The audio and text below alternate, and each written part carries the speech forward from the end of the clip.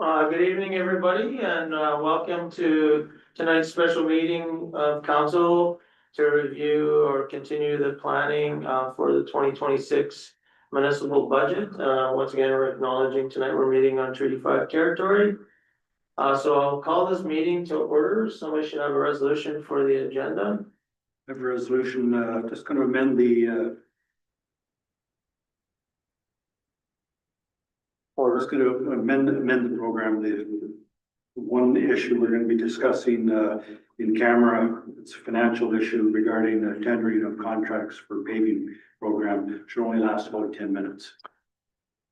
Myself, Secretary Councilor Allen, resolved that the agenda be adopted. Any questions, concerns? Seeing none, call the question, all in favor? Opposed? 0.60. One note, Councillor Atkinson is on her way, late. So as, yeah, just 1 second. So just as Councillor Hopper has mentioned, we have some just have a brief financial discussion that we need to take place prior to the budget meeting. So we're just gonna break into camera for, shouldn't be more than 10 minutes, and there'll be no decisions of council made in camera. It's just that we need to share some details with regarding to one budget project proposal. So with that, can you move us into in camera? Be resolved on moving camera with Mayor Murphy and the chair to discuss matters requiring attention.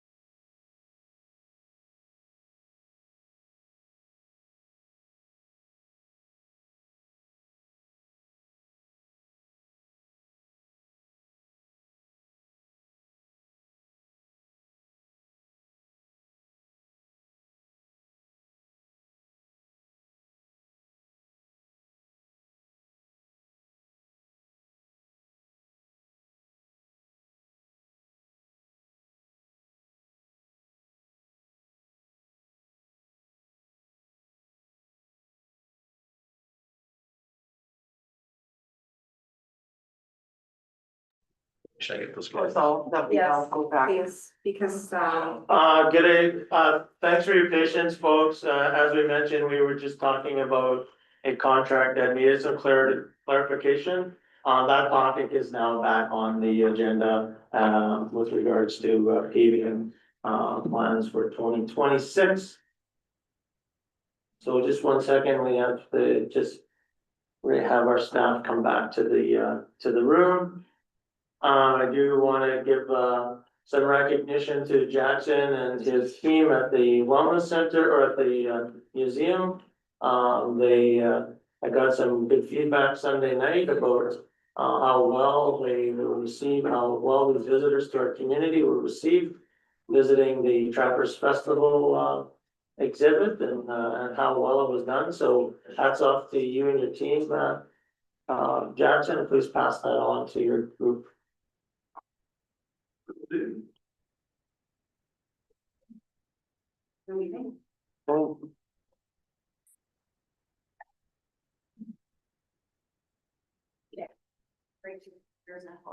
Jackson, you're up.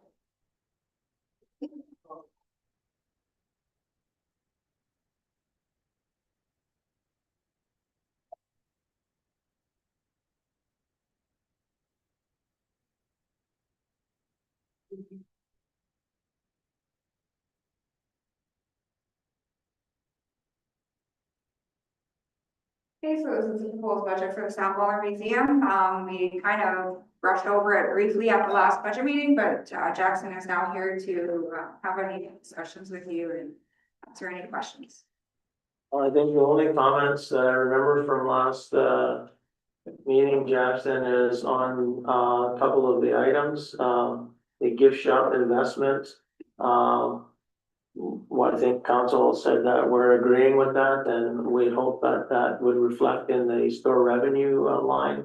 So that would get adjusted because it's not there now. I believe the interim position, we also supported that position. That was one that you wanted to discuss coming. Oh, was it? You're going to discretionary expenditures now. So this part was the budget part, but the discretionary expenditures had the interim position. Yeah. The snow. Laura, we said goodbye already. Yeah, and I gave him those instructions and the gift shop stuff, which he got the instructions for that, but that interim position you wanted to discuss. Okay. Yes, and we do have some pictures here to show you guys. So I don't know if you want to start with anything here that's on your budget, you can talk to the variances between last year and this year and what's going on with this year's budget. Sorry for 2025. The 65,000 extra for wages, that's just for the, That's just because we finally have both positions filled now, so. That's the variance between prior years to current year's budget or. One of the other things with store revenue is that, last year we didn't, or I guess this past year, we didn't, like our big showcase in the summer for the exhibition, we didn't end up selling, any of the paintings, so that's kind of causing a difference. Contributed to the decrease here of roughly 7,000. Yeah. But we're hoping, this year's showcase, is gonna be very good and sell a few more paintings, so. So are those paintings still for sale? No. They're only, on sale for the length of the show, so in the summer, from June until about the end of August, beginning of September is when they're on sale. why is that? Because it's part of the show for the artists, for the graphic exhibit. They're gone. Yeah, so then they take them back. But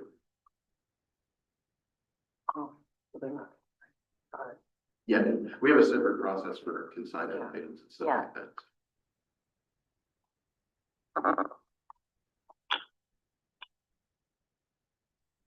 There's anything else?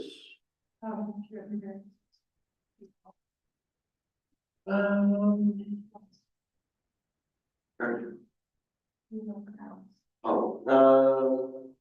Looking at, a bigger, grant this year, well, looking to do sort of, 2-in-1 with this, MAP grant, Museums Assistance Program. So it's a federal grant, and then looking for, provincial grant to make up most of the other half of that. But basically, with that, with those two, they'll fall under basically the outside displays, potential for new scanner, and stage lighting for Olympics concerts, and then just more museum supplies. But it really depends on if we're successful on that one. The provincial grants, I'm probably more confident in getting. But yeah, the MAP grant project can be sort of an umbrella for all those projects at one kind of thing.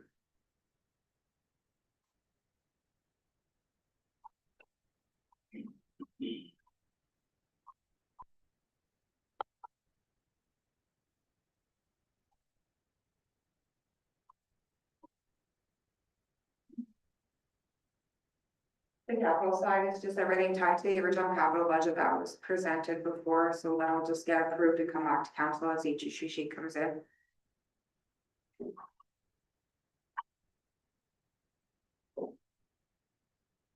So if we look at the discretionary expenditures that Mayor was discussing earlier. So the only one we have left is for the internship position. Talk about that, please. So it's what we've used with this Young Canada Works Building Careers and Heritage Grant, so we've used the past 2 years now for the temporary worker. Basically, looking to do Young Canada Works Building Careers and Heritage internship grants with Green Team grant as well to fund the majority of the position. But based on if we get the Green Team position or not, that would sort of determine the actual duration. So for this past year, we only ended up having 4 months of the internship position. And then that was for Justin McClintock. He became our curator full time. And then previously, we did a full 9 months with a different program called the Community Museum Project Support with the Young Canada Works. And that led us for 9 months for Catherine.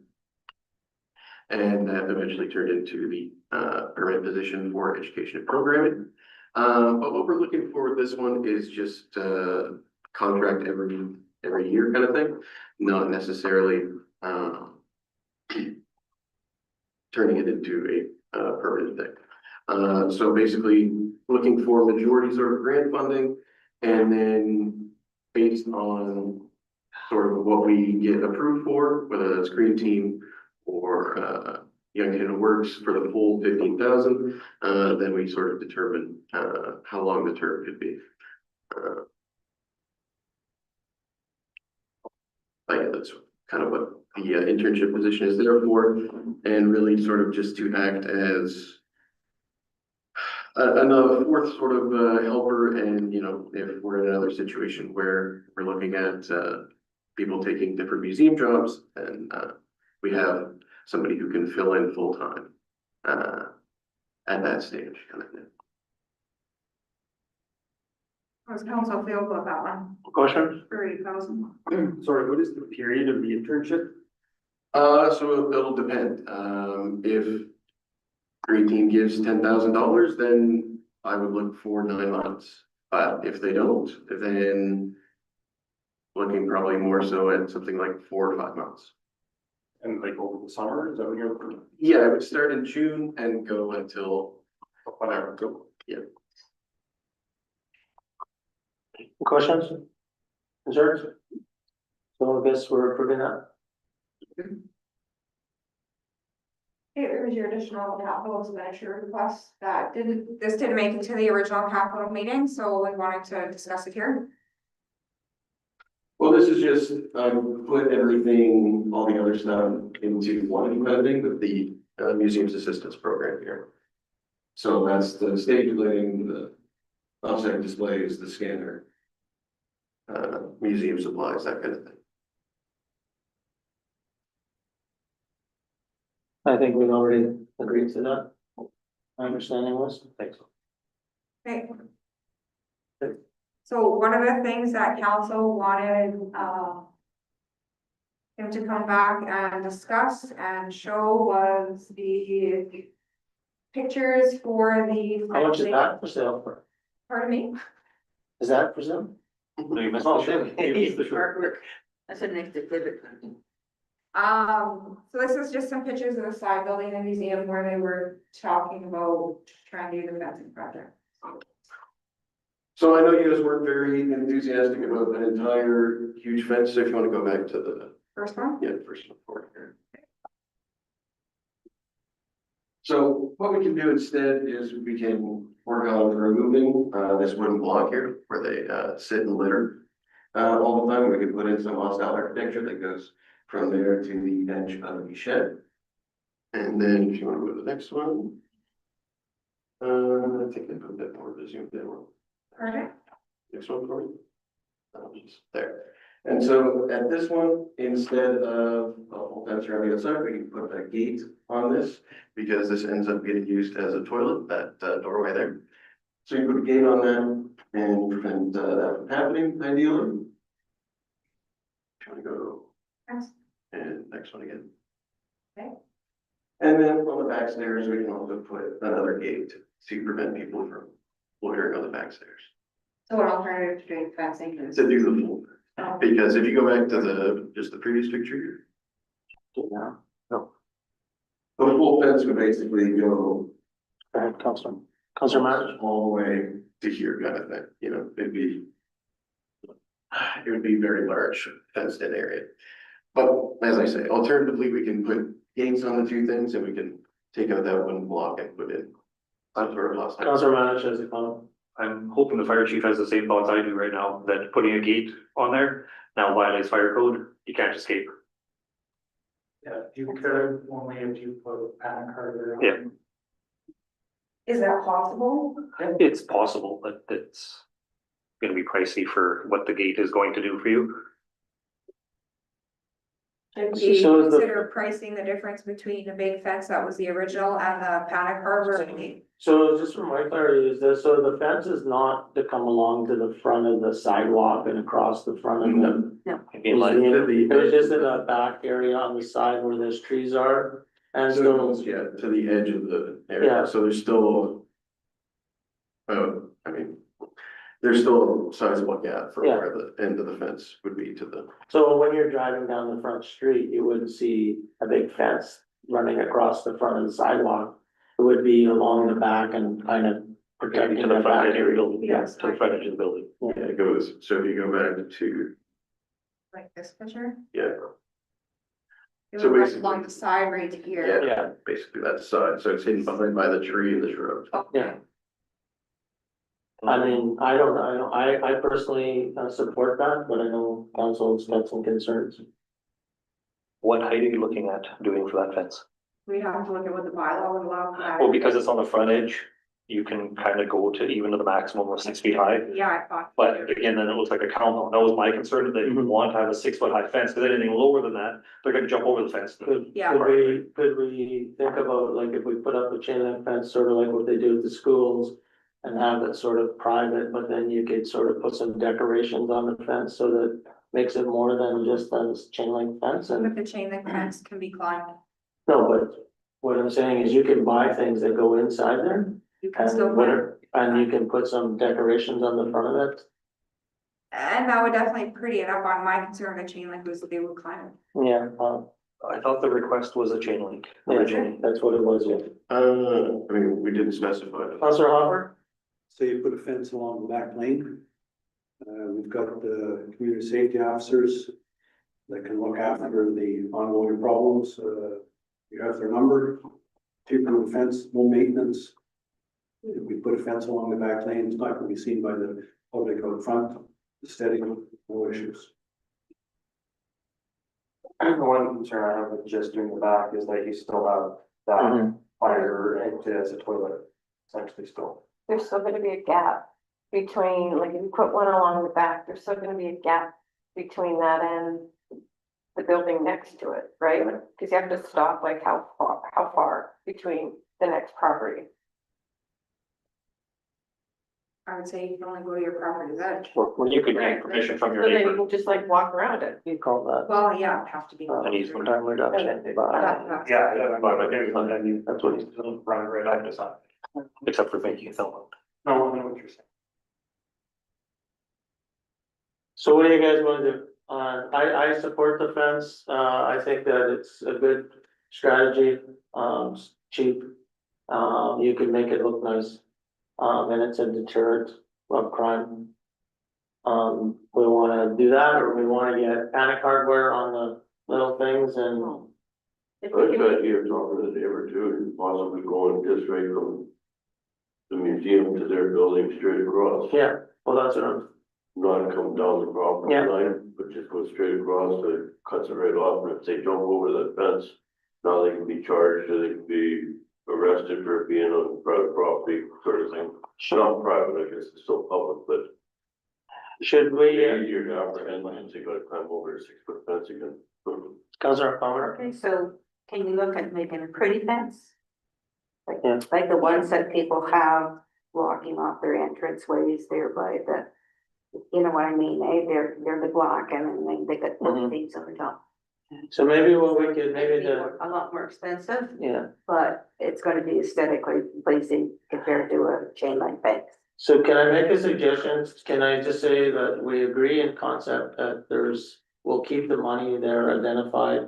But before we go ahead and put up a fence, bring it back to council for some input and maybe put some options, is that okay? All right, Yeah, options are great because of what it is right now, I'm not, in favor.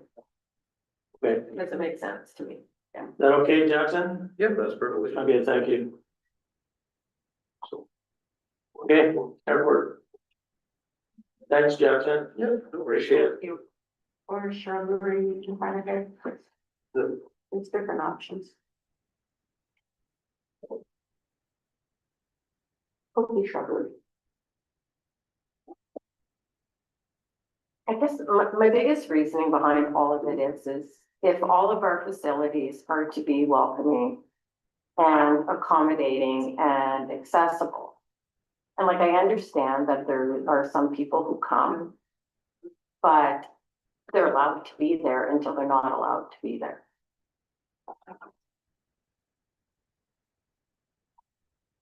I still think a fence prohibits them from being there. That's the whole point of them wanting the fence, so like. Or from that area, not from. Yeah, Doesn't add up to me. Maybe I'm not envisioning it the way that. anyways, we're beyond the fence, we'll get the Yeah. designs. I think we'll just try and see where Trevor's at.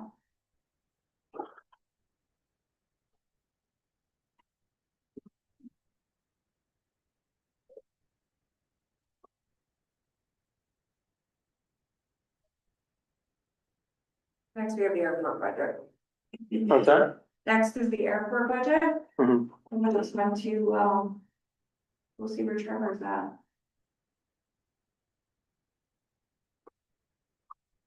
Okay.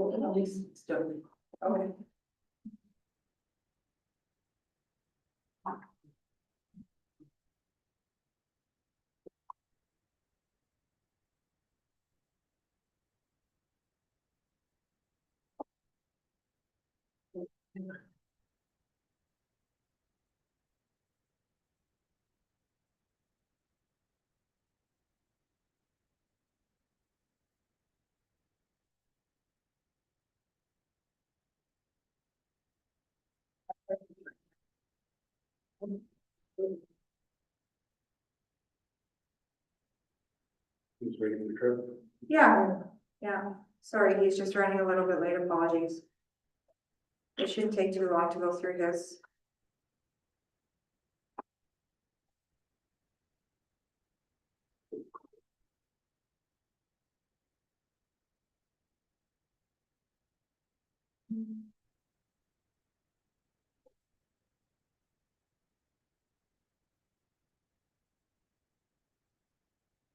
You've talked to Trevor about, you know, variances, reasons, for everything.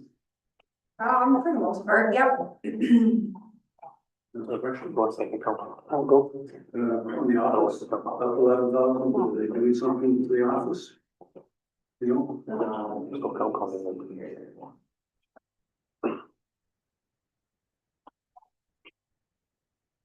We're locking our way or self away from the world. In a sense, right?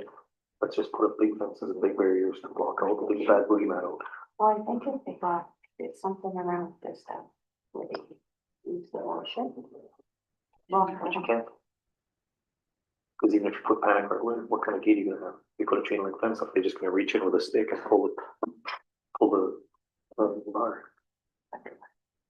Electrify with the okay, but chain link fence issue. I just gotta go over the report. I just don't know. Yeah, I don't see any, big issues in the airport, to be honest with you. I mean, like, Councilor August said, the office, some minor stuff there.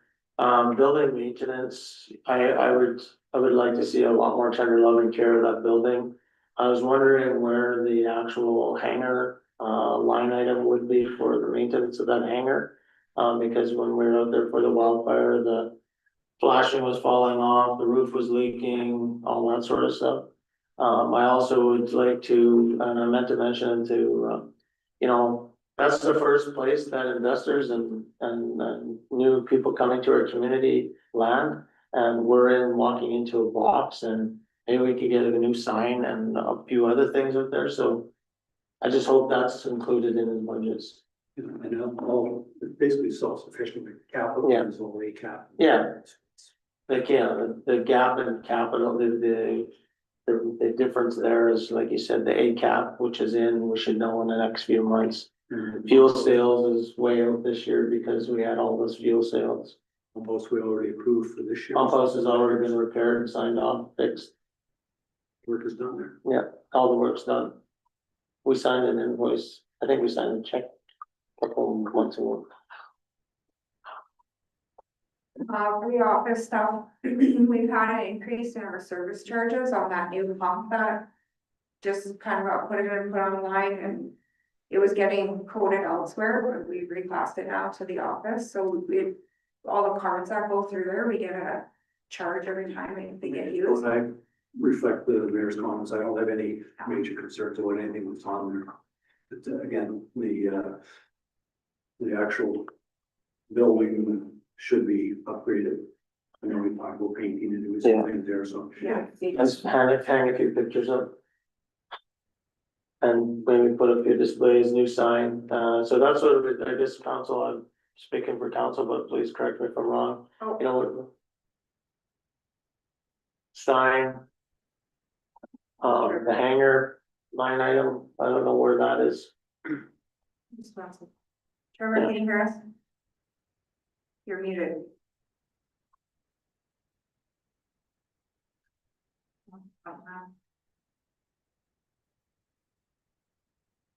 I think he's having technical problems. Oh, we didn't approve anything, you can go home now. Yeah. I'm not 100% sure what his plan is completely for the building. sign. Yeah, I don't know where that stuff is, he's probably got it covered, but. That hangar is one thing that's a bit of a concern. I know he also talked about Starlink and having some sort of support system out there. I don't know what they ended up with that last year. There was also gonna be some chairs that were coming, but they weren't coming anymore, for different seating. Yeah, that was because the Winnipeg Airport needed them, so they had a supplier issue. Trevor, can you hear us? He's still. Good evening, everyone. Thank you for your patience.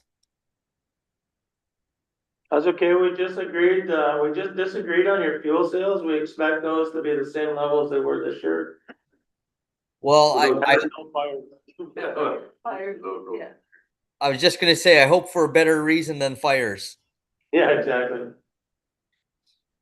No, I think the only comments, that seem to be come up, Trevor, while we were waiting for you, is where's the line item for the building maintenance? We want that building to be more inviting, a new sign at the airport, not sure where that lands. Pictures on the wall, We need to work with our museum folks. And then, as well as the other buildings in the area, especially that hangar, because there was some maintenance repairs required on that, or was it fixed? Yeah, no, so the hangar, the steel beam there, or I don't know if it's like an ice dam or whatever it is on that hangar. That's part of our ground maintenance, so that's captured in there.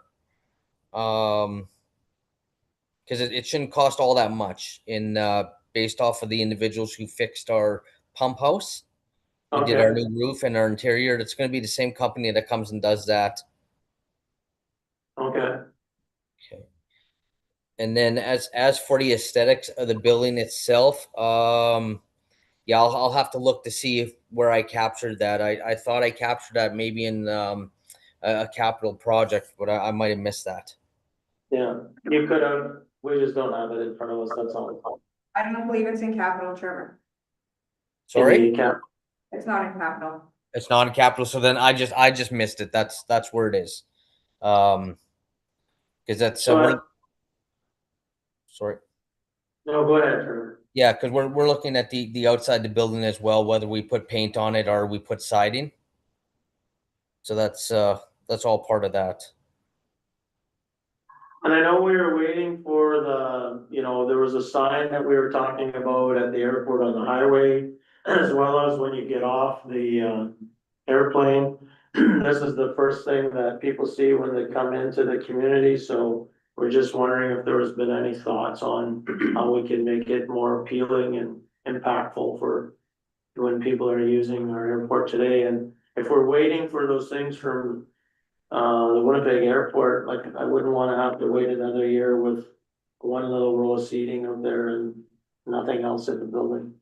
Yeah, no, the signage. I'm actually working with a high school here in Winnipeg.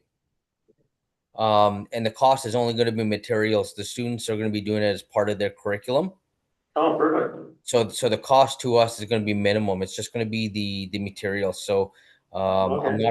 I'm not expecting that to be a lot of money. Good. What about the seating and all the furniture inside the building and? So the seating is still good for Q1 or Q2 of this year. The reason it's been delayed, we would actually had it in Q4 of 2025. The supplier, what they provided as a replacement as new furniture, came with defects, which means they originally set it all up, and then when they realized there were defects, they actually had to rip it all down because of insurance liability issues. Yeah, So all the stuff they were going to give away to us and sell to others, they actually had to put back into the hold rooms. okay, no, that's perfect, that's all we're wondering. I think everything else is good. I think you had a question with the Starlink as well. Oh, yeah, you mentioned, Trevor, in one of our meetings, that due to service requirements, you were talking Starlink at one time, and is that still in your plans? Yeah, that was part of an issue sheet we put in last year. We just didn't get to it, so that will be going in this year, which I think is about $3.99, and then it's a pretty cheap subscription Yeah. each month. So we already approved that. Yeah, you already approved that last year. Okay, perfect. Anything else for Trevor? No? Okay, keep up the good work. Okay, How's well, our service, the people that we supply service, are they're all happy? well, they seem happy. I mean, at least the chief pilots that I talked to at Calm Air, Q8, and Mississippi. So overall, our aircraft passengers enjoy it. I know we had a janitorial issue last week that we got a picture for that the guys went and cleaned up right away. So all in all, it seems good. How's our runway lights and our de-icing equipment and all that? No issues at all after that? Well, up till this point, I will say no. But if we do have issues now, I know who to talk to. Yeah, it would be Councillor Hopper. He's lived out at the lake there. Oh yeah, no. As of the end of January, no issues at all with with Oh, that's lice good or news. deicer. So, it's we're hoping that we have a carefree winter when it comes to that stuff. No, perfect. Okay, thanks, Trevor. Okay, thank you. All right. Nick? Thanks. Thank you. Bye.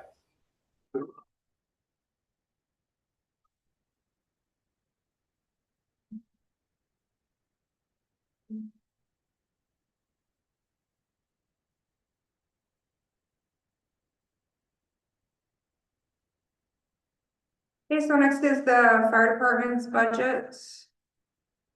And our fire chief is here to talk to last year's variances and this year's.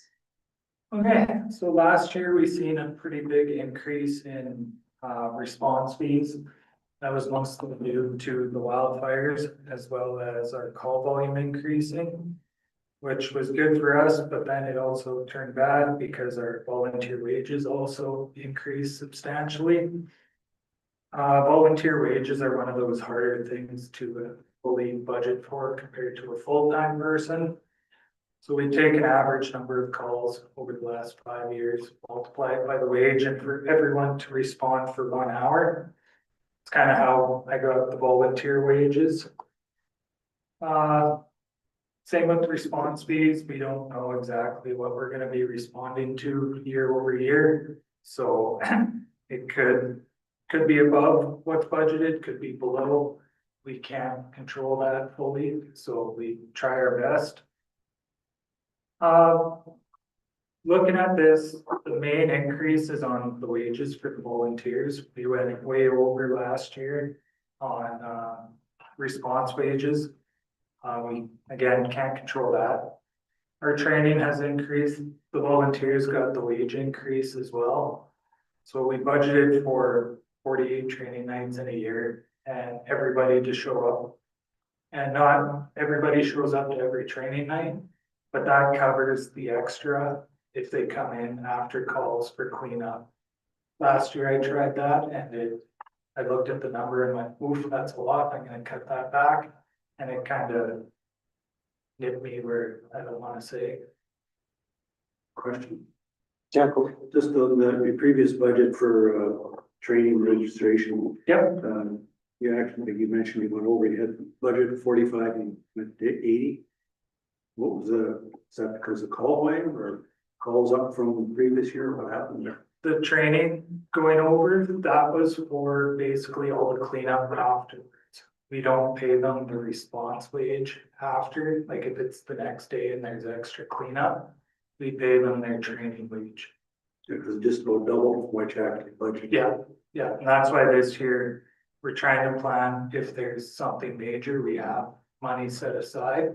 If we don't use it, I'd rather be over budget than way under budget like I did last year. So we're just looking at like what you budgeted last year, what you're budgeting this year, you've doubled. Yeah, just to try and stop what happened last year from happening again. We all know that wildfires are the new norm. That was, I think, 10 days of cleanup, 7-hour days. But I think what Counselor Hopper is saying though was that your budget was 2025 was 45,000.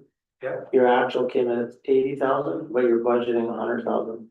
Because during that time, they didn't have the wage increase either. They were still only getting, I think, just above minimum wage.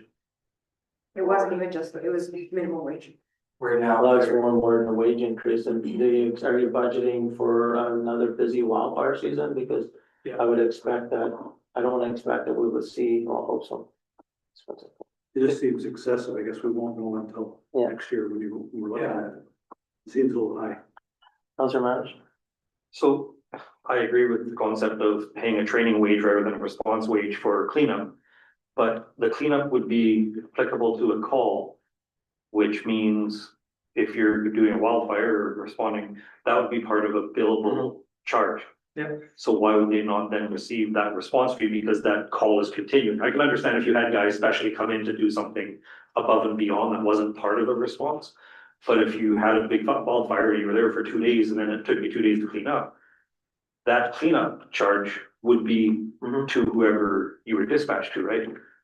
So I completely understand what Councillor Hopper is saying in that you're gonna double plus the amount in anticipation. But, and the wage is the wage, like I said, it should be billed out. Yeah. We don't have many calls in town where it's 3 days of cleanup. No, Right, yeah, and those are all wildfire, which means that should have been recouped charges. So it wouldn't have to go under training, that would be as per our agreement, which says they get paid a response wage. Yeah. So, Okay, no, I will definitely make note of that. And then I would say the same thing, so if you're using your logic on the, expecting the busy wildfire, you have to adjust your revenue to stay the same.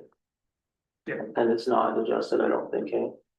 No, and I think the response fees, that all comes from, like for wildfires from the office of the fire commissioner. We can't just go to a wildfire, we have to be requested. Yeah. But if we're budgeting that money, what I'm saying, if we're budgeting that money because based on that, we're anticipating wildfires, then we should budget the revenue that we would expect to support that cost, so that at the end of the day, the cost per call is still in line. So we can adjust that. We're gonna budget for the expense, we budget for the revenue. Yeah, If we're not budgeting for the revenue, don't budget for the expense. Right. Good, Okay, yeah, we'll adjust. yeah. One other thing, we've got expiring turnout gear again this year. We've got, what I have here. So, here. I think we have 7 sets of turnout gear expiring. They've reached their 10-year lifespan. Some helmets have reached their 10-year. How many did you say? 7 sets. Yeah, 7 sets of turnout gear, 5 helmets and 6 sets of boots have all reached their 10-year lifespan. And then last year in 2020, 6 or 5, how many did you replace? I think we did 6 sets of turnout gear.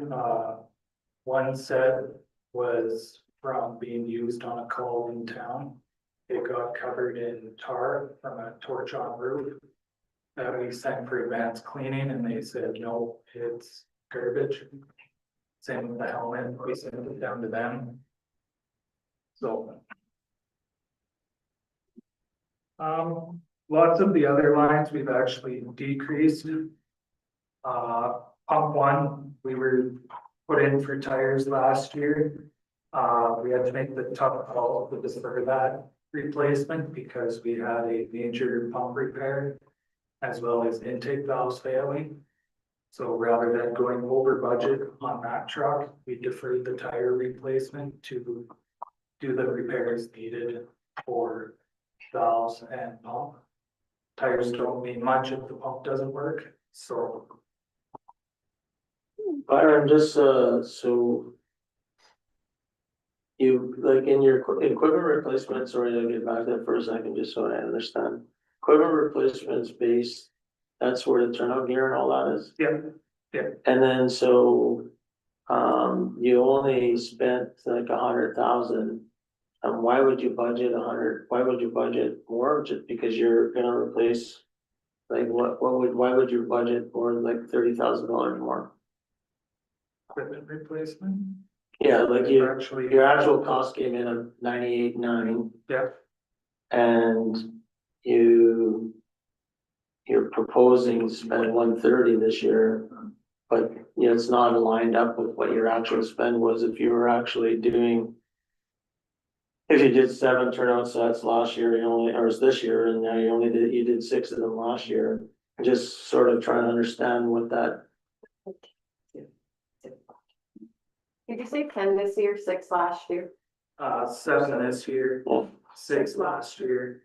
Yeah, plus helmets, we did. I think 7 or 8 helmets, 6 sets of boots.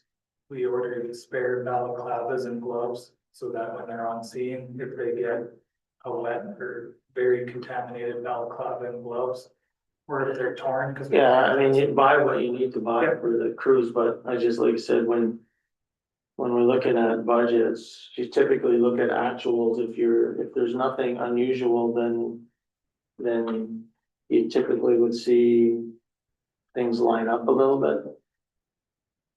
and this is where, you know, I think if you look at your wages and benefits. I would be very surprised if we, in volunteer wages and benefit, I'd be very surprised that, well, not surprised. Yeah, we also have lots of nozzle, 15 or more years old, so. So that's included in there? So when I look at that other discretionary listing, or wherever that was, oh no, that's not that, sorry. Okay, no, that's fine, so the nozzles are in there too. Yeah, we do one nozzle. What's caught under supplies and maintenance? Not sure went up 25% on that from your actual, Equipment maintenance, no, supplies and miscellaneous other, just wondering what does that take off? so that has also, that increase on that line is for the lung function testing for all the members. $5,000.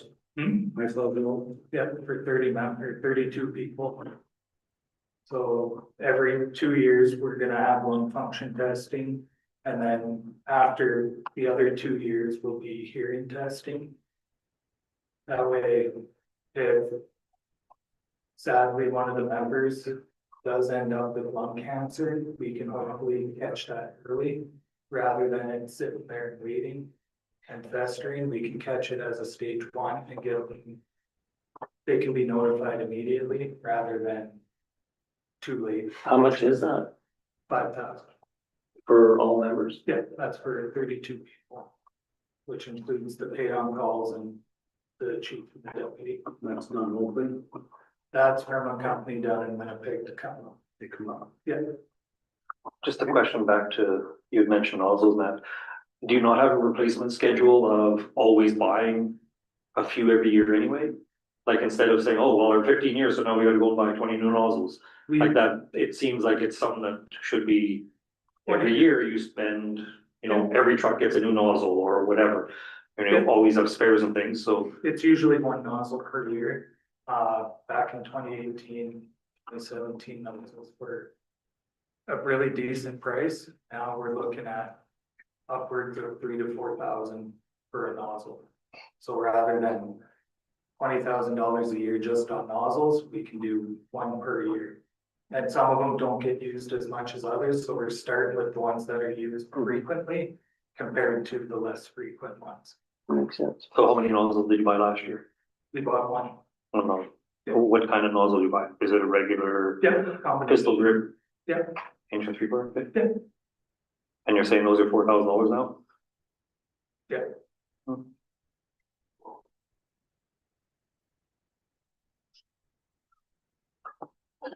But yeah. Other than that, there is some testing for pumper 2 that we have to get for the fire underwriters to continue the insurance free from for that truck. That'll be done down at Seahawk when it goes for pump testing. So it's all done at once down in Carmen. And annually, we have our pump testing, ladder testing, the usuals. Just a question, with regards to some things we've just done, so how's that Starlink thing working out for the truck? Have you guys used it? We've used it, I think, 3 times. Okay, It's worked out. it works good. So what did you use it for? I've used it to be able to talk to the fire investigator over the phone on scene. Yeah, like, no, like, where were you, like, how does it? I used mine out at Moose Lake. Oh, okay. Called out there. And I think Jacob used his twice out at Clearwater. Okay, good. Yeah. Yeah, that's awesome. It's handy because we can activate it without the cell service. Perfect.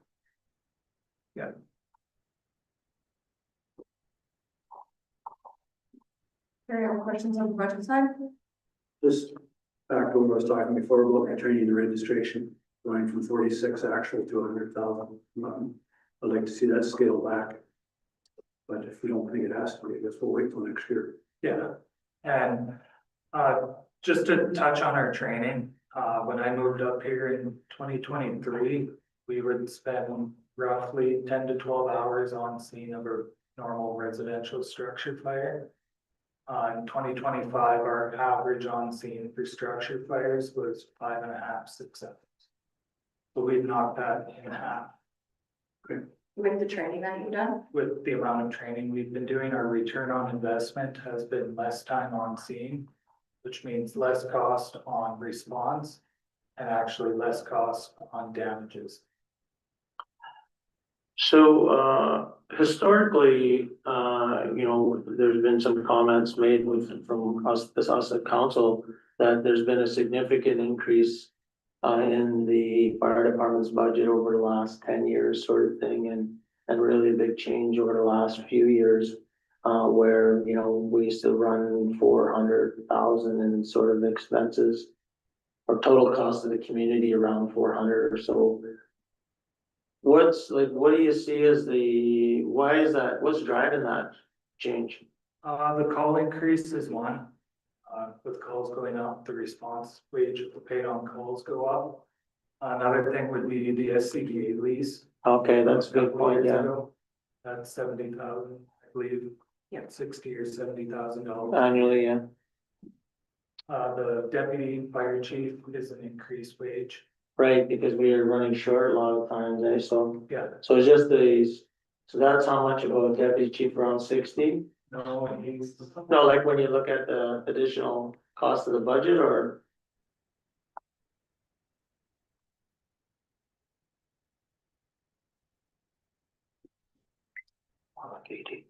Yeah, 97. I was trying to give them a little bit, but let's say 80,000 for that and 60 or 70,000, so it's $150,000 in additional costs. And so I think just for our community members to see that, although you've seen this big jump, we have an operating lease that's going, and this department's fully manned now with all the staff that's needed, which has been sort of spotty over the last number of years. And the call volume, which I know, a good job by you guys on getting some of that fire prevention stuff out there. That's the whole idea, to try to get that call volume down so that we're not having to call guys. And in 2023, when I moved up here, we were running with 12 paid on call members. And now we're at 27 paid on call members. So we've doubled our staff. For your volunteers. Yeah. One question, why does double or whatever the percentage is on that? Every year, for the last 3 years, council here have approved the budget, asked the same questions and verified rationales everybody's on. Yeah. No different from any other department involved on that. Yep, and looking at comparable communities, I don't look at size, I look at apparatus, membership, full-time staff, call volume. Our budget is on pace with these other communities that run same type of department. Yeah, I just thought it's, I guess the thing that you would see different is that I think the 70,000 for the SCBA's are something that's added to the cost that we would have had to purchase all of them anyways, or the decision was buy them all at once, or get on the plan and own them at the end, so. Yeah, and that'll be coming off budget 3 years. 3 more years, yeah. Any other questions with regards to the budget part for the fire department, that part, everybody's good? Okay. Discretionary, Discretionary. So one thing we were looking at was kind of like a work experience person, kind of like a summer student. It would be a first year student from Manitoba Emergency Services College with minimal spending for wage. The rationale, summertime, daytime, that's our hardest hit time to get membership. We're averaging roughly 7 members to a call during the summer. People work, people leave town, or they're out at the lake, they're out on a boat. So it's hard for us to make sure we have members here. So this work experience program firefighter would just be a 6-month term position. And a Monday to Friday, 7.5 hour or a 5-hour day for them. Beyond the emergency calls, we would also have them helping with our annual hose testing. Daily truck checks, tool maintenance, pub ed, fire inspections, because they're already gonna have all the training needed on the fire side from the college. Sounds like they'd be taking your job. No, we're down there too. Hose testing isn't definitely a one-person job. Sometimes I wish it was, but it's not a test project. Lots of communities of British Columbia and Alberta are doing this. Closer to here, L'Orange does a 2-year term. They hire 3 firefighters on a 3-year term. That they work with L'Orange Fire as the paid on call, as a work experience. It's just that extra manpower around for the busy time of the year. Summertime is when everything picks up. Councilor Hopper? Where'd you say this person would come from, college somewhere? Manitoba Emergency Services. So would be a local person? It could be local or just somebody that took the college, the course down in Brandon. I would say spending that, I would say no, but I can give you an explanation, but I wouldn't support that. I'm just myself. So with this virus also,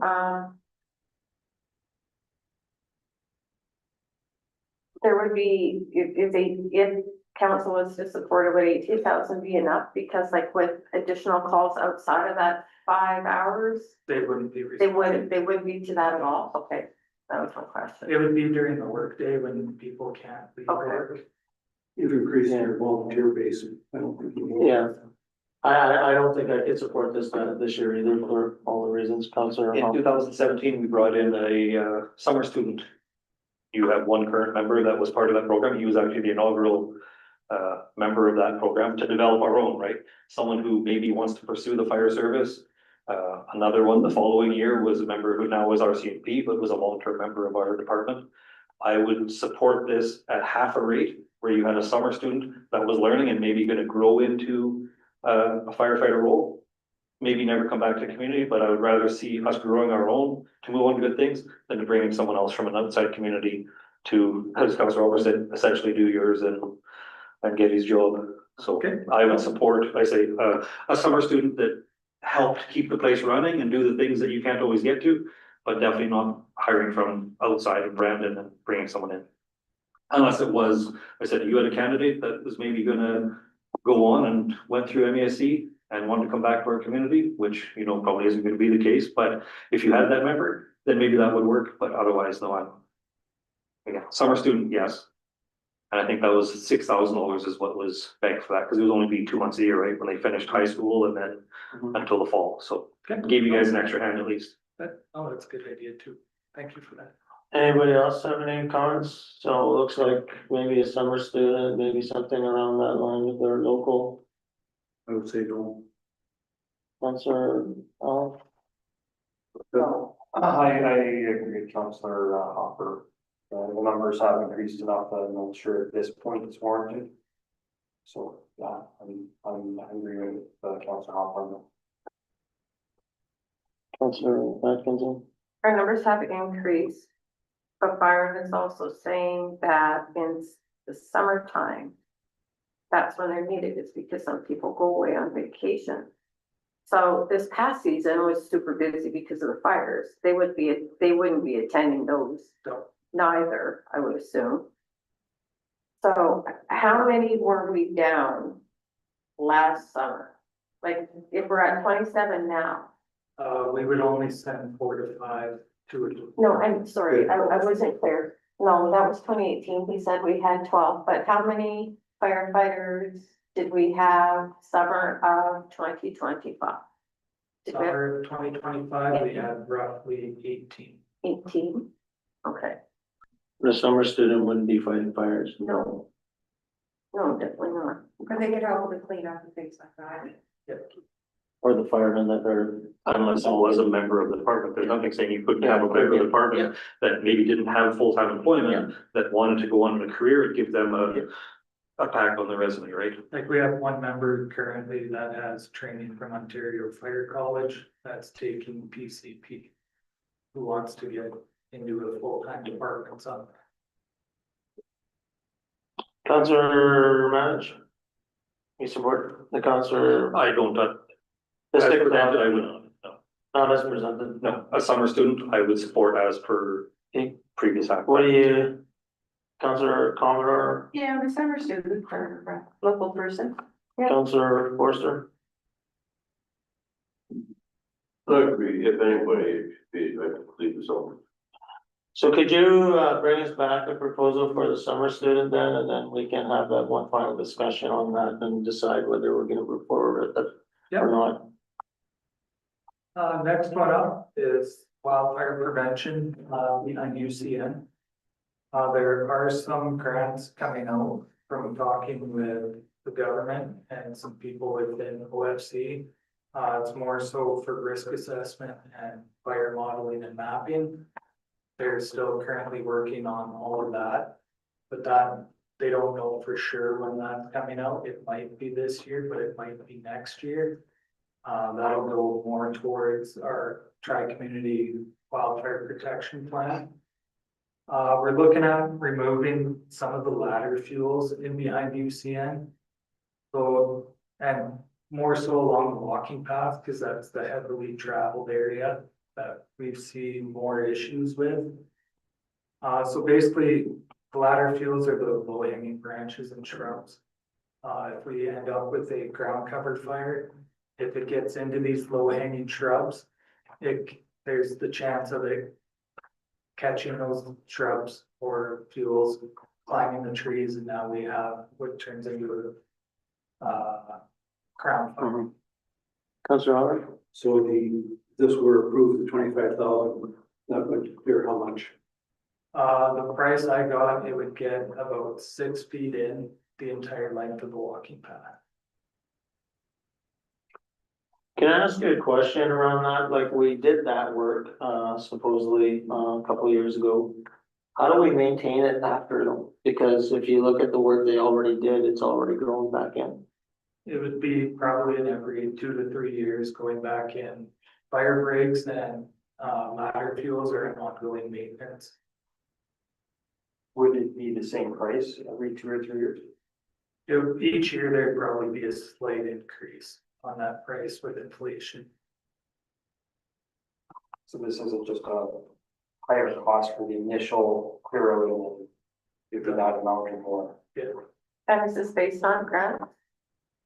We're If looking we for don't get the grants. grant, then you wouldn't bring it forward? We have applied for grants, the Wawanesa Community Wildfire Protection Grant.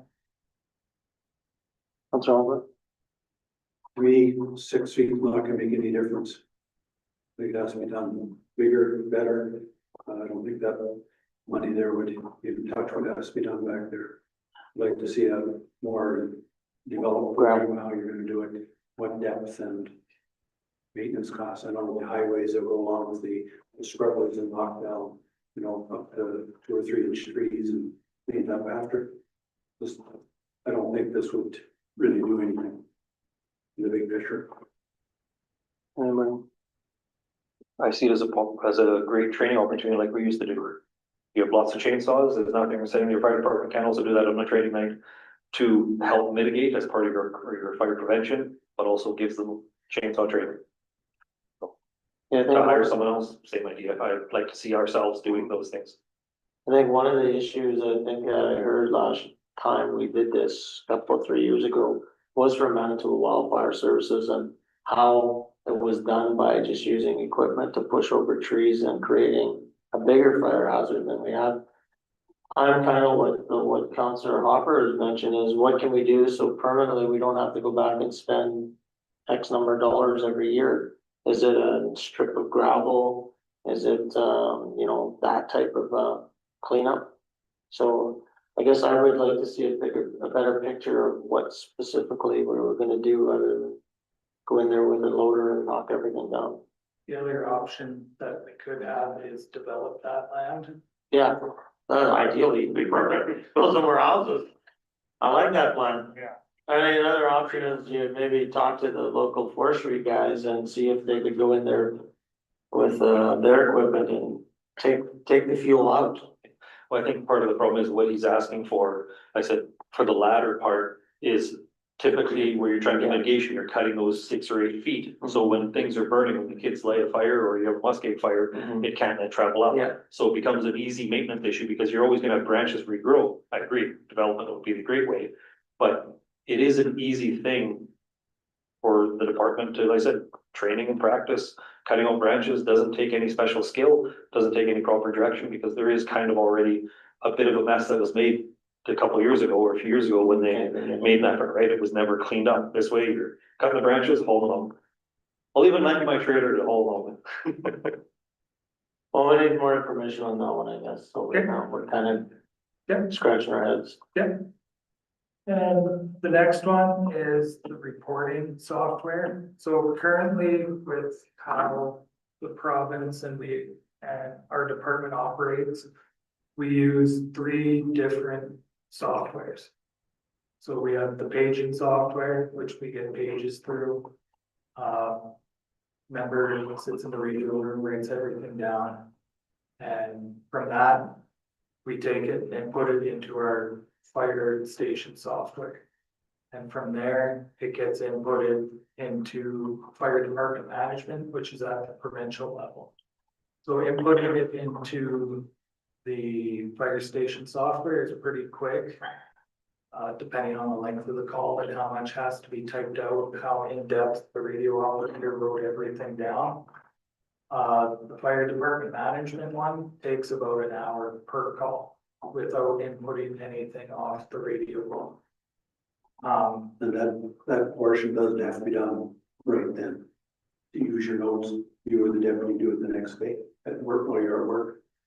The FDM, that can be done whenever, as long as it's within the year of the call. So right now, I'm currently working on about 6 years worth of calls to enter back in. I got hammered pretty hard from the fire commissioner. There was stuff entered, but it wasn't submitted. And it wasn't, I tried to click submit and I don't understand fully that program. We're paying roughly 5,000 to 6,000. There is an increase on the fire station software this year coming. They haven't told me exactly how much it'll be. So this new plan, this new one. Sorry. It's kind of all encompassing and it will input everything right from dispatch into the program for us. The province is looking at moving away from FDM because it is maxed out. They are looking at First Do as the provincial software. So if they do go with it, it will lower the cost because they will be paying for the reporting portion of it.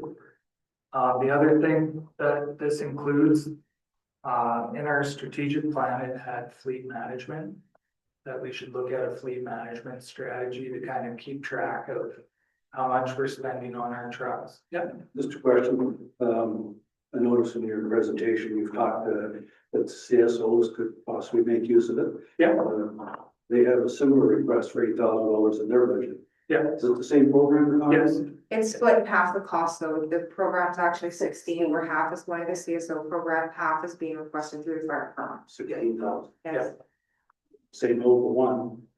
It's the other one. And it makes it easier then. Yeah. Councilman Rush, you got something? I'll let him finish and then put it. So, tracking, it won't just track our apparatuses when, repairs, maintenance. It will also track repairs to SCBA models, SCBAs themselves when they expire, hoses, nozzles, everything down to a simple hammer. It will also advance our reporting to the council monthly. So myself and Mike will be able to show hotspots on a map where we're noticing the most of our issues, especially when it comes down to bylaw for Mike. If he's noticing a major issue in a certain area of town, he can produce that map and show the key performance in those areas.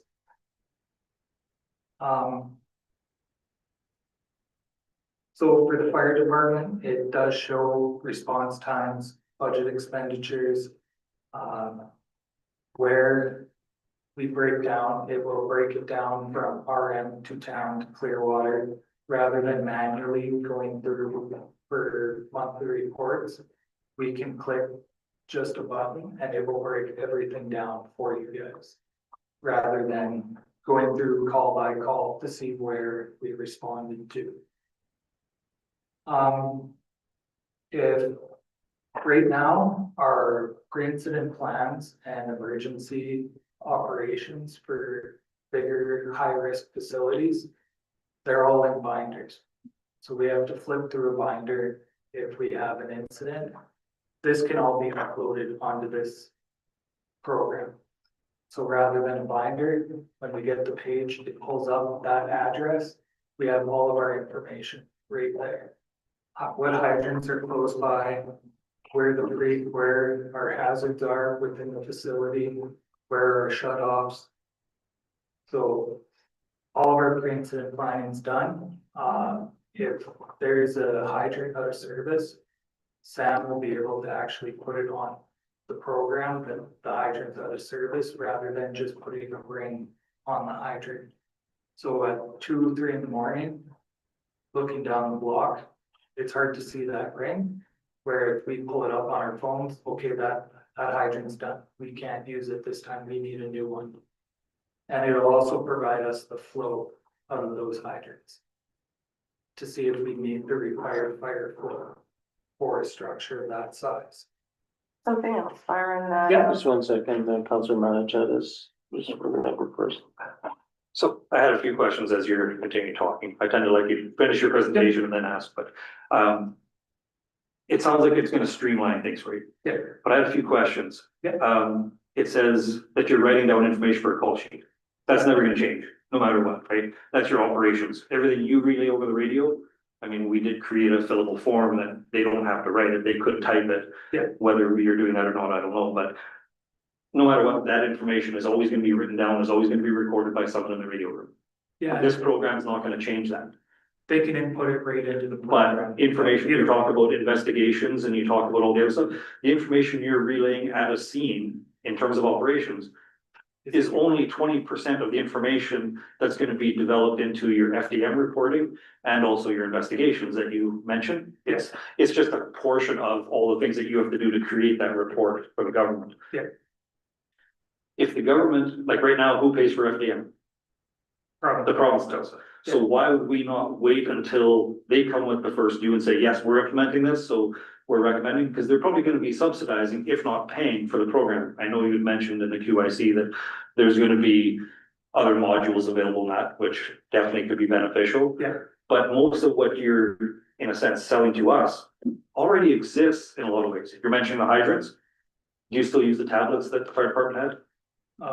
We're gonna be implementing them. We're just going through how. Like they'd be obsolete by now because they're 5 years old. They still work. Yeah, but we had tablets that had every fire hydrant listed in town. They were mounted there, the captain would have all the information that you're talking about, this program doing for you. He already had it with his fingers. It was all downloaded. It was all in QI forms, or QI, QR code. QR codes, right? All that stuff that you're talking about here was kind of already done. So I find it redundant, or we need to look at our process instead of spending $16,000 on a software program, because you chose the program that you're talking about, the Firehouse software. That's not something mandated or expected. You bought that to help you, but now you want to get something else to help you and get rid of that. So I would not support the way you're selling it. I would not support it one bit. I'd wait to see if the government says this is what you need to have. And then maybe we could support building off of that, but definitely not to say go ahead just in case they decide to go that way. Because technology changes in a year and they decide to go with a different program because someone else had a better sales pitch. So I'd wait to the government to tell you what you need to have. Anything else? Anything else? Councilor Atkinson? My question was surrounding the timeline as well that the government was setting. If there was anything other than buzzword behind it, is it gonna be 6 months? Is it gonna be a year? The tender closed. They have created a committee within the Manitoba Association of Fire Chiefs to actually choose a software that they will be going for a reporting system with. From what I've heard, it sounds like they're leaning towards this. They're hoping to choose by July. Okay, so then so Byron, what if they choose one other than this then? This one can input into any other software. It's just a transfer button. Okay, so, okay. And then my only other question was, we also spoke to in QIC. How long it took you to use the current program versus this program when it was for inputting? And I can't remember what that timeline was, if it took you, say, 4 hours to use the other one. But with this new program, it would take you 1. I can't remember what the amount of time you told me. It would cut back, especially the incident reporting, inputting, it would cut back a little bit. The majority that it would cut back would be the monthly reports provided to council. And it would give more detailed information for you guys, rather than going into an Excel spreadsheet and then scrolling through. Let's say we have 50 calls 1 month, we have to scroll through each individual call or flip through those pieces of paper to see what the call was, where it was it town, was it RM, was it Clearwater? This does that all for us. So instead of spending 3-4 hours on a monthly report, we're looking at an hour. Thanks. Just to cut to the chase, I say no. I say no. Councilor Collins? I wouldn't mind waiting until. Yeah. Sides. Yeah, no, I don't support Yeah, so not at this time. I don't support it either. And then the papers, maybe. Right, very. Okay. So these were in discretionary spending and then was asked to put it into capital. That's why they were brought forward earlier. That's definitely on me. Sorry, just one question. I did inadvertently miss Councilor Allen by accident. I assume that when we got the 4, nobody really mattered anymore, so do you support that or? Get a strong argument. I had a question for clarification, but it really doesn't matter now because it is, you're gonna have to get some more information on it, so I can ask it though. Okay, my apologies. Please speak up, council, if I miss you inadvertently. So first, capital one, next year we do have in the 5-year plan, the fire hall expansion. So we're just looking at getting concept design film, nothing, no full-on blueprints, nothing like that. It's just different options to bring forward to council and for the GRO, hopefully next year, if we are allowed to apply for it. Some provincial federal grants require some type of design work done already to apply. This also eliminates any delays in any project. And, you know, you as council shouldn't be asked to approve a major project like this without being able to visually see this project. We budgeted 12,000. Yeah. Is that based on, That's based on prior experience looking after. so just to clarify, the expansion would be where the hall is now, that Yes. footprint? Yeah. There is enough room? Yeah. I'd say we're a little early to, I wouldn't support that right now. Councilor March? Since you mentioned that you'd like just conceptualization, I agree with that. Conceptualize what you want it to look like. You should be able to draw at least, hey, we want a training room here, we want dressing room here, we want whatever. I'm not trying to throw Ash under the bus here, but he did some conceptualizations and he did an amazing job on them. That you should be able to at least show council through him doing that instead of spending $12,000. He could probably produce it in an hour. Is it? Upstairs, your drafts person.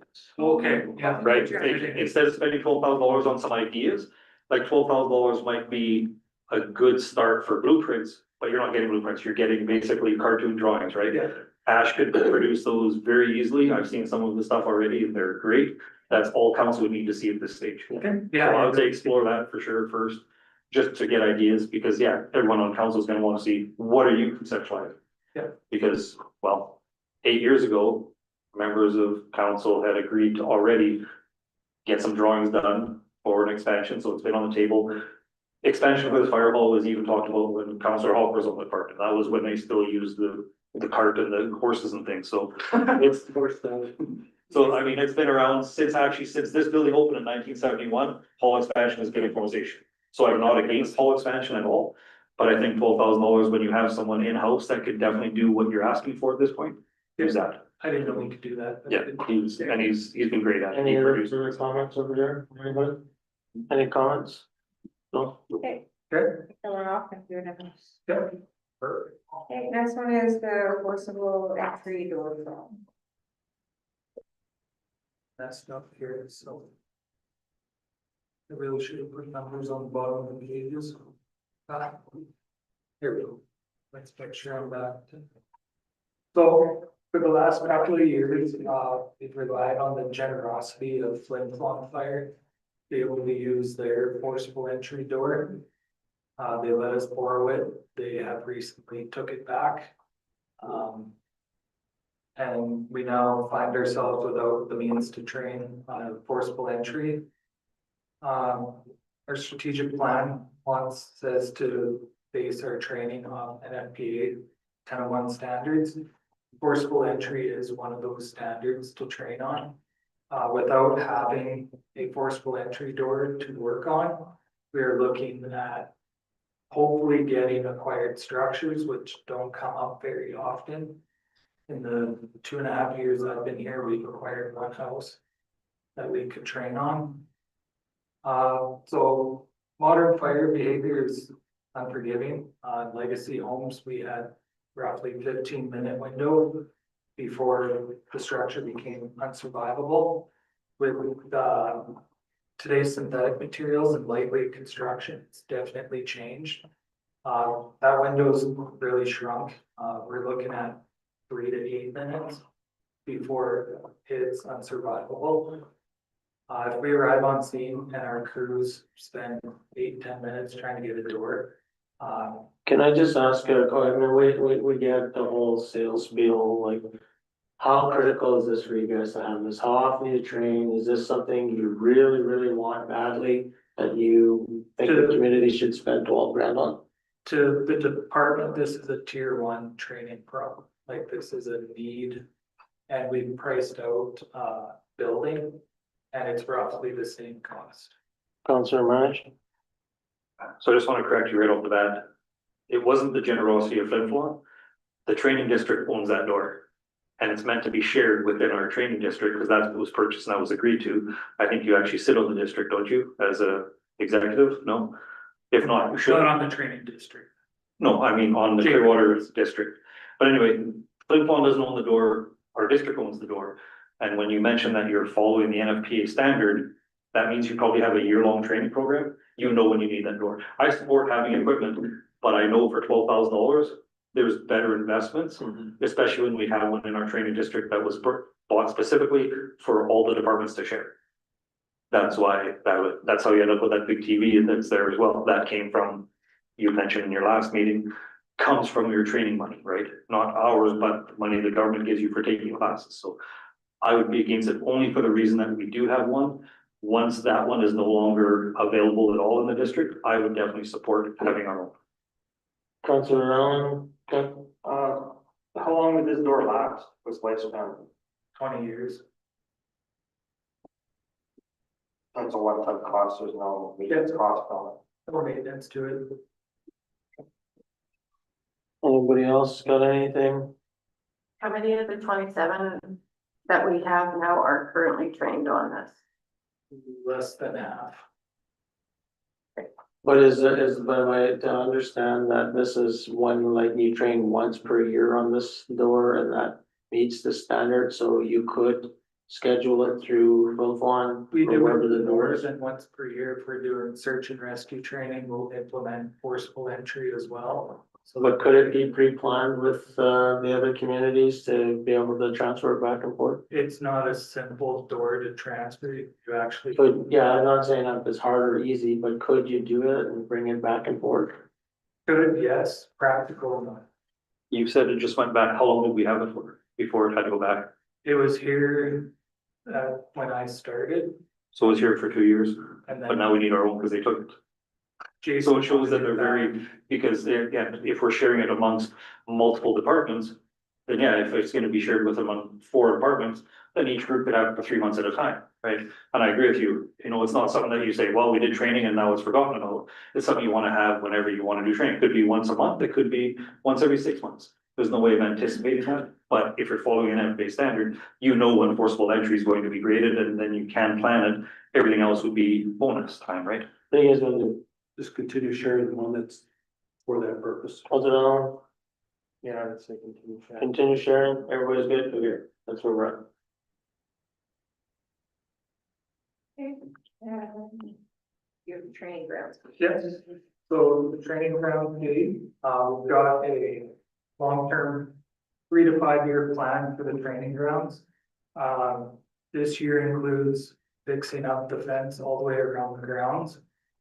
We've got all the equipment and supplies to put the top rail on the fence. That's been there a couple of years now. So this spring, we're focusing on that. Make sure we can limit who can all get into the training grounds. We've had some unnecessary visitors after hours come in there and cause some damage. Right now, the current gate we have is broken again. The hinges are broken again. The snow road in front causes an issue with swinging gates. So we're just looking to put on one of the rolling gates, kind of like what the recycling center has out there. Like $4,000. The gate is 10. What's your management? Yeah, I was really happy to hear you say the fence is gonna get done, because yeah, it's been 4 years that the gate or the fencing has not been finished. You realize right now that half of the hinges on the gate are upside down? That would be why I'd be failing all the time.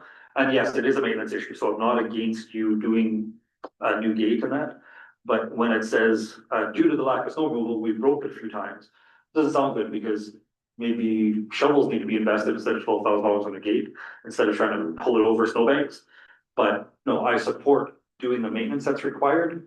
I'm not sure I'm fully supportive of a new gate when, because your issue sheet, I went and looked at the gate today, and yeah, one hinge on one side and one hinge on the other are upside down, therefore it's not being supported, it's free hanging, and that's why when you try to swing it over a snowbank, it falls out, because it's relying on this much instead of this much of hold. So whoever did the repairs that you mentioned, Yeah, we did a top hinge. That was it. there was a bottom one that's brand new, that's upside down. Oh, yeah. Yeah. East side bottom is brand new and it's upside down, and the other side, it's, the top one is upside down. So it's not holding the gate, it's, like I said, you get any jit and. That's the number. Say, do the fencing, get back to us on the gate. Is that the majority of the cost? Yeah, we have all the stuff already for the fence. It's just manpower. So, Everybody's okay with that? Alright, next one would be just a training room upgrades. This is kind of low tier for us. Training room isn't just used by us, it's used by school for first aid lessons. Public Works uses it for ground disturbance. Council is used it for strategic planning. We've got multiple different tables in there, the flooring's all torn up, so we're just looking at folding tables, new vinyl plank flooring. I have to make a comment on this, like, well, my suggestion would be to start up is to clean up what we have in the building now. There's broken tables, chairs, everything throughout the whole building. If we could get a good cleanup and see what we actually have, then I would support making sure that our facilities are taken care of and and serviced the way they should be, but I can't support any new equipment until we clean up what we have. I think the big one would be the flooring with the torn up carpet. It was identified by the way. We need to maintain our assets, but we have a lot of stuff that we can do just to get us to a point where we can maintain it, so I think that before I would approve something like this, we need to throw the garbage out of the building. I agree with Per Murphy. Pair of scissors goes a long way in terms of tripping hazards on a rug, but also if we do get to the point that the rug isn't salvageable, that flooring does have VCT tile underneath it. They could just go through polishing and make the floor look new. Again, back in Councilor Hopper's days, that floor is a resilient surface. So that's a possibility, although I do agree with, like I said, making the floor definitely spruce it up. It was something that I brought forward years ago. But yeah, let's clean up what we do have first, identify it as, instead of just to throw money in something that might take a lot less. Like I said, I agree with some tables. We've done it throughout the building in some other areas. I agree with some tables, especially since it is the EMO room. But yeah, to just say $20,000 to put some plank flooring down on a floor that might be completely salvageable under there with a good polish. I would say do some exploring and some cleanup first too. So more to come.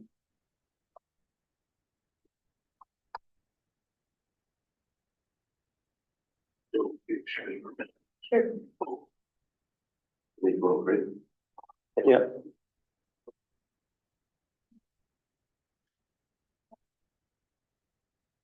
Okay, so one of the things we wanted to bring back was the issue sheet that was at one of the council meetings with regards to Command One and the upfitting, just to provide another option to council. So the idea is to offset the cost, the overage would be to use the money from auctioning off the current Suburban.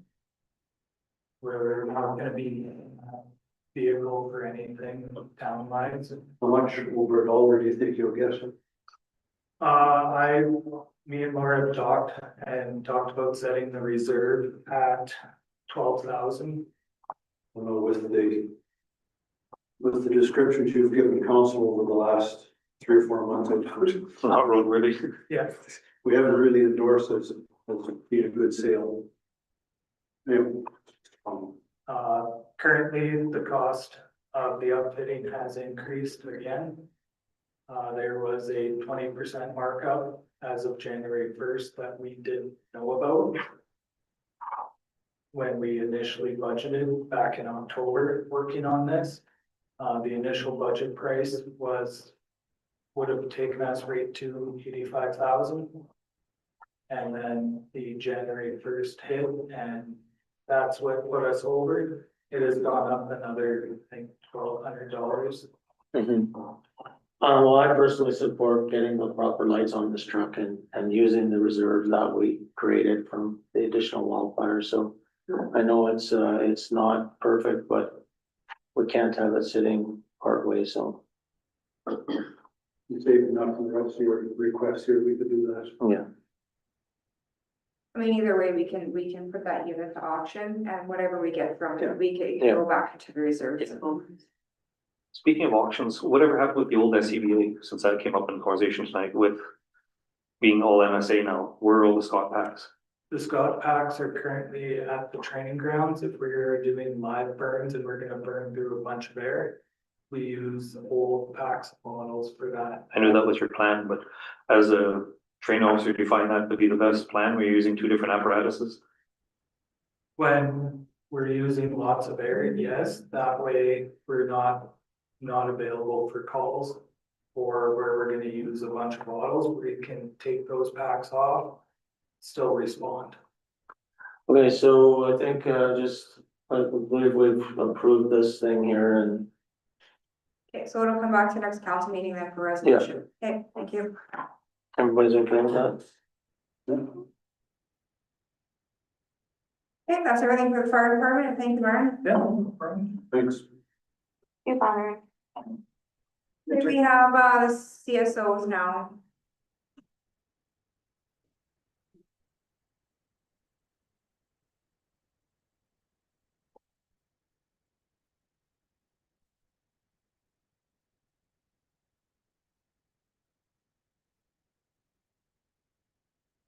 Okay.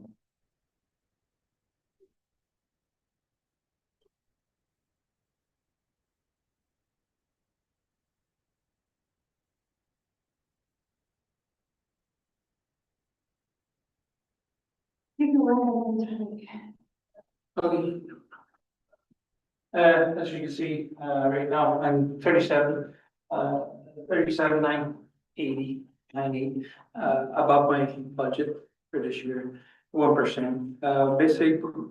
Basically runs down to, the wages. I had some increases on wages. A little bit of overtime on the wages and then, a little bit of, maintenance on the radios and stuff like that increased the budget.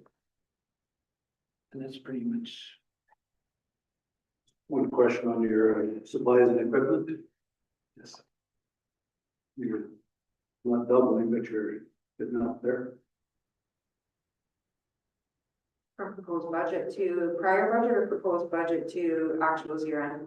The proposed from 4130. Okay, so from actuals to proposed. Yeah. He wants to know what the $4,300 is. So. Second. Just wonder what supplies and equipment just. I'm How not does sure it if flip that it was much? here. There in my computer, I didn't read this one. I'm gonna help Mike. I'm assuming it's because he's asking for 2 additional members. That would be my guess. But he's hoping to fit 2 more people. No, that's been discretionary. We don't put those expenses in here until they actually get approved by council.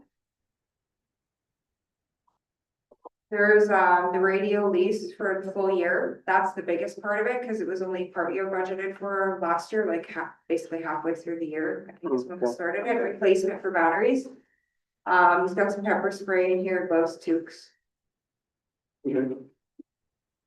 But that's the biggest one, is the radio lease, going for a full year instead of half a year. Was there a camera in there as well? Like cameras, like Body cameras? Was that something? I think that was discussed, but it turned out it wasn't required or something like that, right? So it's not being Okay. done until it's for environment. You said radio lease. Yeah. Through Why, needs. why are we leasing radios instead of just buying them? That's what was presented and approved last year. Because radios are only like $2,000. I don't know what.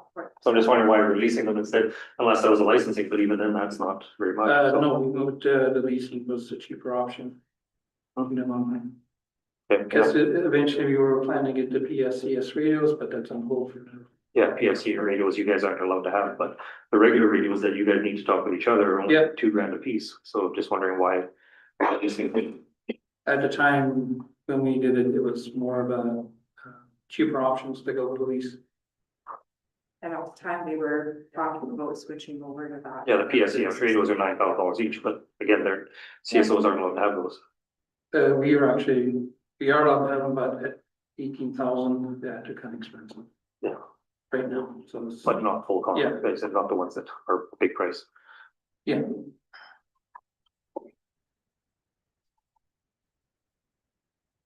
Are there any other questions on budget here? There's not a lot of change year over year, 3% increase. Oops. Goes down this way.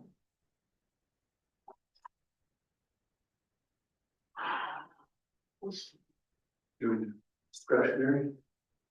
Yeah, if you guys are done with, Oh, you know what, Mike, in our meeting, there was, you had mentioned that there was going to be a different level of training for CSOs as well. And- Yes. And do they, what my question is do they need to level up? How, what's the They'll be overall level number? 2, but right now, I got another year before they can actually take that course, because you had to be in level 1 2 years prior to even going into that level 2. Right, but what my question is do they have to take it? Do they have to level up? Or can people remain at the level that they're We at can now? remain at level 1, but the level 2 gives you this, you actually go out with Brandon Police Force and do patrolling and stuff like that. So it's a big recap of level 1, but a little bit more advanced stuff with It should have to be based on the need of our community. And who pays for the training? Oh, sorry. So I just You said the level two, you'll be able to do what? Level two, what they do is, you do patrolling with actually Brandon Police Force to do patrols. We spend over $3 million for the police to do that. That's part Yeah, I of think the it would be course. based, what's, just like any other certification, if it's a neat requirement for the municipality, when it comes time that we have the opportunity, the council will have to make that discussion and the staff will have to make the presentation. And I think you said that the government will. pay for Yeah, the training. Manitoba just pays for the courses. Right. They do anything that, the town or the municipality would help pay for. The travel. To travel and. Yeah, but we'll cross that road when it comes. That was the only question I had. Any other questions with Mike regarding the certification? No, okay. Software, we already talked about, that's, No, that's a good, I don't want to go into that. The other, part of the budget that we're trying to enter is two more CSOs for the program. I'm going off of, basically when we had our, security or community safety summit, that our citizens were asking for more CSOs in the program. With two more CSO with the program, I can run 7 days a week, 10 or 12-hour shift, depending on the agreements done with staff and the town. This will give me more coverage of basically around town, not just affecting the downtown, at the hours that were set. You can do more around town patrolling every day of the week instead of 4 days now as we because of their scheduling. This will actually help more with the RCP, with IPDAs again, EMS calls, doing security for like fire scenes, stuff like that. So we're limited right now, just to weekdays and some weekends that we can do this. With two CSOs, we have 7 days a week, we can do more, and with bylaws, we can focus on the bylaws a lot more, 7 days a week, and we are doing right now.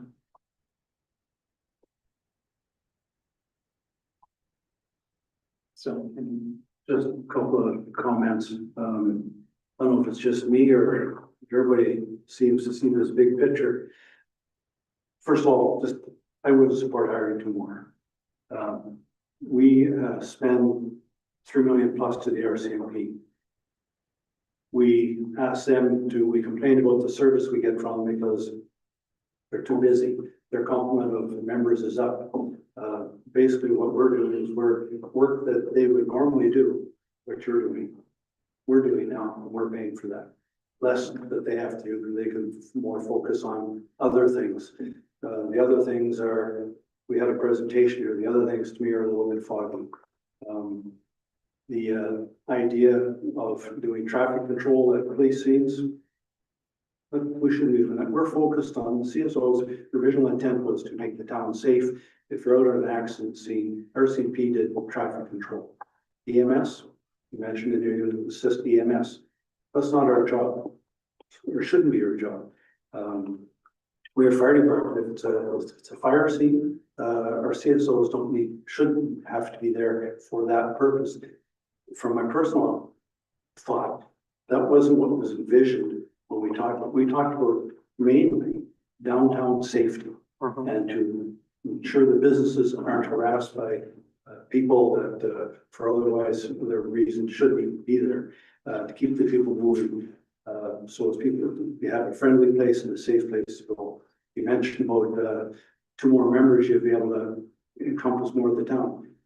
You just gave the stats here a while back about the number of patrols you make all of our town.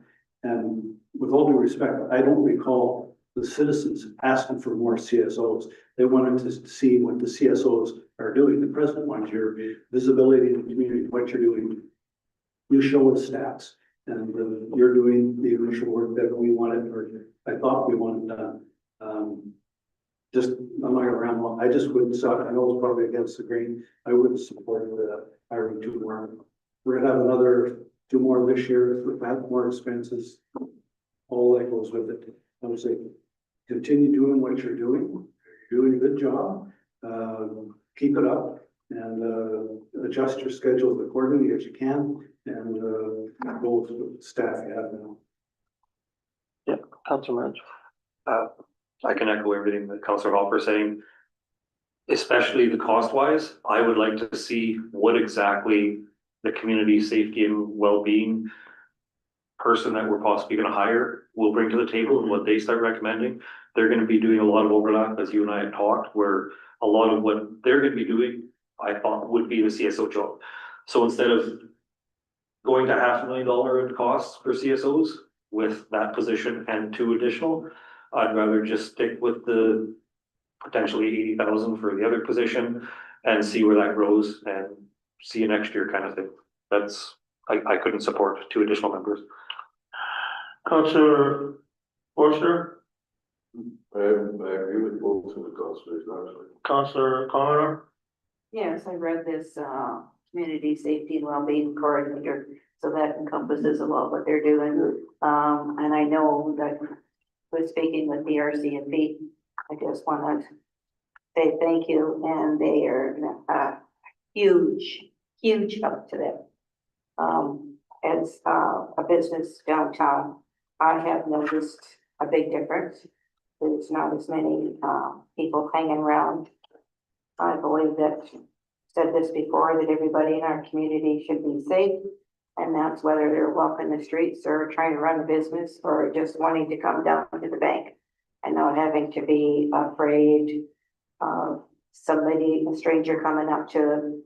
A lot of people are intimidated by them, and our downtown has suffered drastically because of the one business downtown that brings them there. So again, thank you for what you're doing. And as things go, there's always been an improvement, and I realize people want things fixed right now.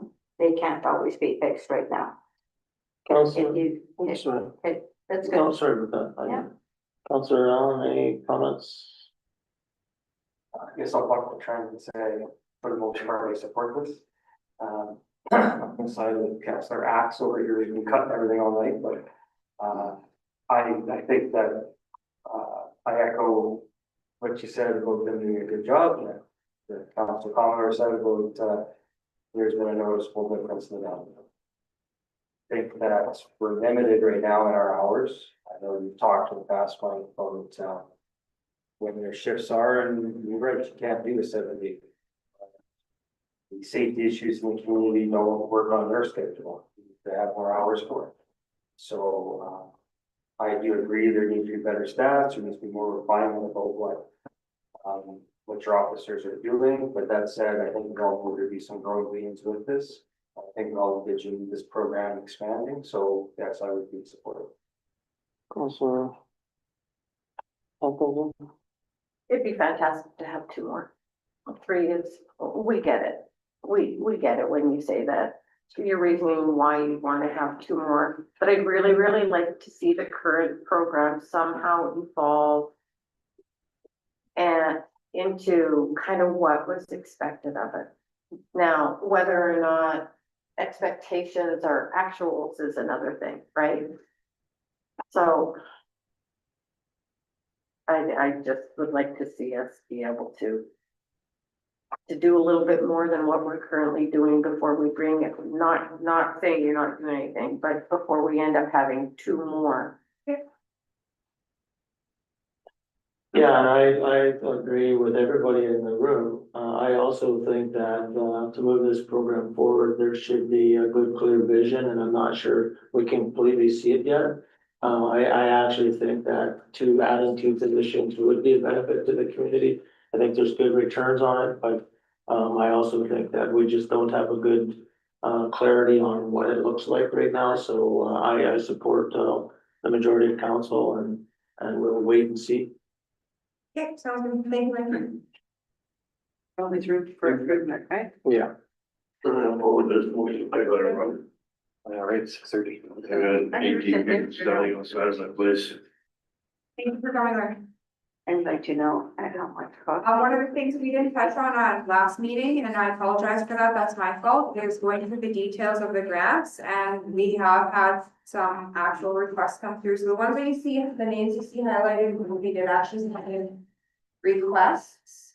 And of course, there was, the MBCI, the student grants that we give, they're wanting confirmation of these scholarship amounts. And last year, one of the notes that I did have in the budget was that Counselor Hopper had made comment to maybe we should consider increasing these amounts. So I wanted to definitely have that discussion today, as well as there was also comments surrounding by potentially increasing the handy van. I don't think the handyman, well, just on the handyman.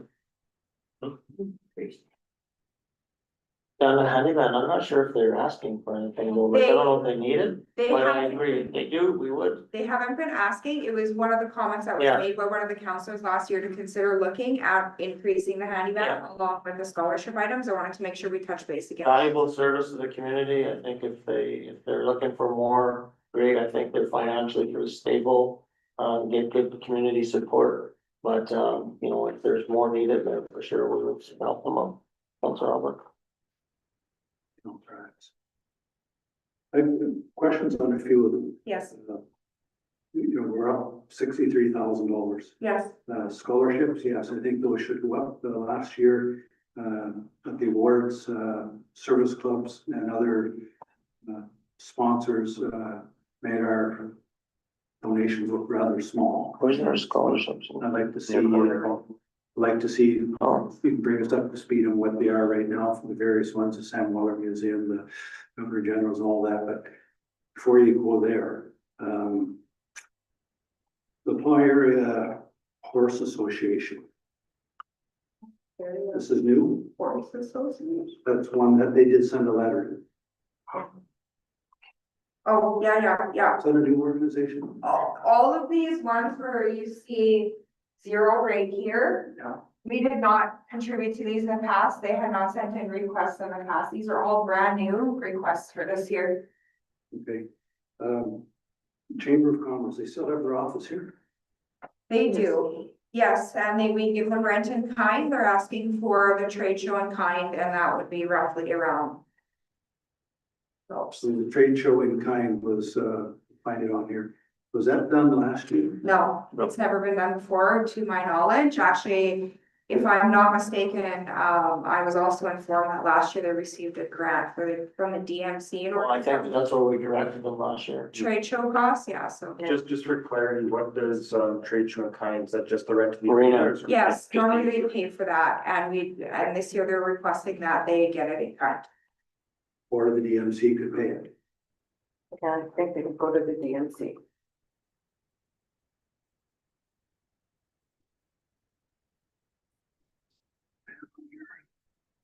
The Tri Community Foundation, I think that was a one-time, that won't be every single year, a contribution of that. Personally, I think we should make it every year, That's- that's my own yeah. personal belief, but It's not for me. that's the council to decide. I think that's a significant benefit to this area, and they're passing a lot of money to continue to grow that and supporting that program. I would support that, but council decides they want to. I would as well. Where do all these grants come, like, we never used to give out all these grants. Majority of them we didn't. You increased it for the year. Just a couple more, I don't know what process you're gonna do, your worship on. Yeah, go for it. I'll do a couple of comments on some of these, and I don't know if you just wanna go through line by line and say yay or nay, and Sure. we'll make it. That would kind of be great, then I get that good clarification. So it's BDC, Right now, it's just the wages for the one Yeah. employee in there. We haven't actually received their budget. their budget should be coming for the next meeting. Okay, and library. Library, same Haven't thing. got theirs in either, so I've just put in last year's amounts. Recycling center will support that, it'll probably be lower this year, Okay. like, come to think, it's at 183. Okay, Crime Stoppers. Everybody's okay with that? we've done it every year. It's based on it per capita, but if anyone disagrees with providing anything, then. Just out of curiosity, Yeah, it is a, I don't know. so just out of curiosity, is that, like, how many other communities do that? That I can answer, but I can look into it for you. like, I don't even That's see the other- Crime Stopper signs hanging up anywhere. Like, I just. You know what I mean? Yeah, well, Like. Yeah, just know what the grant paid for, what do we get for the $1,300? That'd be nice to know. Cause that's been going on for decades, I think. Yeah. okay, so get a little bit more information on that. Okay. Gateway corridor, Q18 corridor and Hudson Bay Road Association, you know, with what's going on in this area. I think we need to continue to be a part of that. Okay. The Carl Arts Council, I would support that. Healthy community. Culturama, I would support that again. We continue to do a good job in our community. Canada Day, that's again for fireworks or whatever happens to be, whatever we decide to do. Under the Arts Council, we've got, Frames. three, what is the one there? That one is showing you last year's amount that was budgeted for that frames project, Whatever we were supposed to. but it wasn't done. We haven't done it yet. Okay, good. So again, Canada Day, is that enough? So I know Jackson did a great job last year of actually getting a grant. We actually didn't have to spend any of our community funds last year. Well, the fireworks weren't done last year, that was big, right? No, I know, but we still had a parade and everything. And it was- this is $5,000 for Canada Day, not $5,000 for fireworks. In the past, Joe Mars, through recreation, used to provide this funds because it sits. He would provide It was through fire department. okay, well, whatever. That's where this number came from, right? Yeah, but it was specifically Through fire department? originally for fireworks. It Yeah. was not for just. So this, are we budgeting for fireworks or do we wanna increase that? Or if we're gonna increase that, are we not supporting any other Canada Day stuff? I could see us increasing it just to help in the event that grants don't come through. We still wanna make sure we have a decent parade and have, whether it be swag to throw away in the parade or whatever it may be. I could give- 7,500, Yeah, or 10, Put it to 10. even, yeah. it stays within our community and we It does. don't give it out, And if we don't use it all up, we just stays there. then And I should carry it over. So let's bump it up to 10 then, if everybody's okay. So with Canada Day, we're just waiting for someone to come along and spearhead it. And we Well, just- like the last few years, it seems to have been landing on the mayor's desk and nobody. Well, that's kind of my point, is like. I'm hoping that there's volunteers to run Canada Day and that's the whole idea of it. So- There is a committee that's actually set up right now. Yeah, I'm aware. I'm just trying to understand, like, in this case, we're just setting this money aside, but we don't actually know who's gonna be. We don't give it to anybody. No. We just use it to cover like Canada Day funds are covered by like the town still controls the fund. So like last year Jackson sort of was able to get some of those grants. So that we use the grant money instead of the money that out of the municipality. The fireworks part, from my understanding, is usually done by sort of a group that goes out and fundraises and looks for a bunch more donations, so we would put a fee towards it. That's what we've done in the past. We've Yeah. cut them a check, whoever's running fireworks. And if for some reason we don't find a group stepping up to look after Canada Day, maybe we could task it like it used to be with KRC in the past. Like that'd be something that the director would help at least spearhead. The director is at all the meetings and stuff like that, so. And I'm fine with that, but if that's what we're gonna do, we should have a drop dead kind of deadline for it, because if we're gonna wait till 2 weeks before, then enough time. That's what I mean, we should have in the next couple months, we should know if anyone's spearheading it. Yeah. Well, it is, well, again, I don't think, I'm sorry, maybe I'm not clear. April 1st. There's already a group running Canada Day. So it's already happening. There's already a group meeting. They haven't met over the last few months. The last meeting that Debbie Howell is the one or Davison is sort of the chair right now. The last meeting we had, nobody showed up. So I think that there is a sort of an active group running behind the scenes. And I know you sit on that, correct? Mhm. Yeah, but you're not sitting there as an official town rep, right? No, Yeah, so if we're giving out $5,000 and it's earmarked supposedly for this group, should we not have a representative there? Well, maybe I am sitting there as the mayor, and I don't know, like, I remember the emails quit, that's why I kind of put it the way I did is. well, there hasn't been anything lately. That's why I thought maybe they had kind of fallen off, because it was I don't say older group, but it was. Well, I am sitting there, I am the mayor, I don't make decisions at that meeting, but like, if somebody, Just saying it's somebody from council wants to join that committee, this is the I'm plan. just saying it's taxpayer dollars, so it should be, if we're just gonna say, yeah, it's your money, then should we not have somebody there to say yes, because like, I mean, really, they can just spend it all on anything. No, but what I'm saying, though, just so. It's not that committee's money, so the recreation director and the museum director manage the funds and approve any funds that are coming from there. So they're not, it's not like we give it to a volunteer group. It's still controlled within the town. There's, like, I'm there, I know Councillor, Deputy Mayor Atkinson was there for a while. Bola actually came to the meetings, Jackson, Kelsey, Jomar, so. I came to some, Yeah, so so- I'm aware of the group that you're referring to.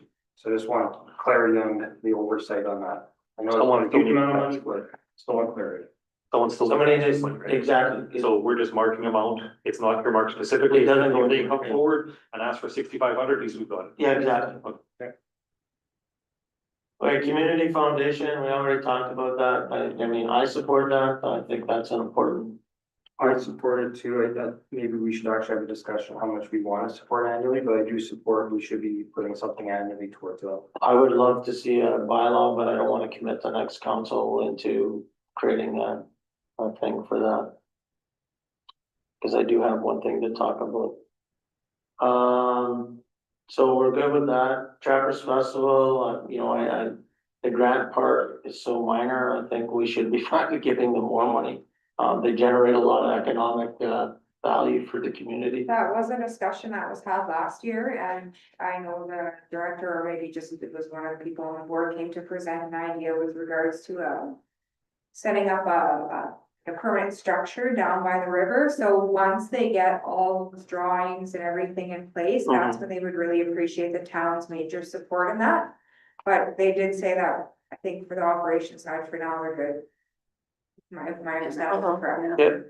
And not, I agree with what we're given, but two different presidents from the festival or chairpersons have been to the meeting here saying they would. I asked for it as financial, so maybe we should be giving more. Yeah.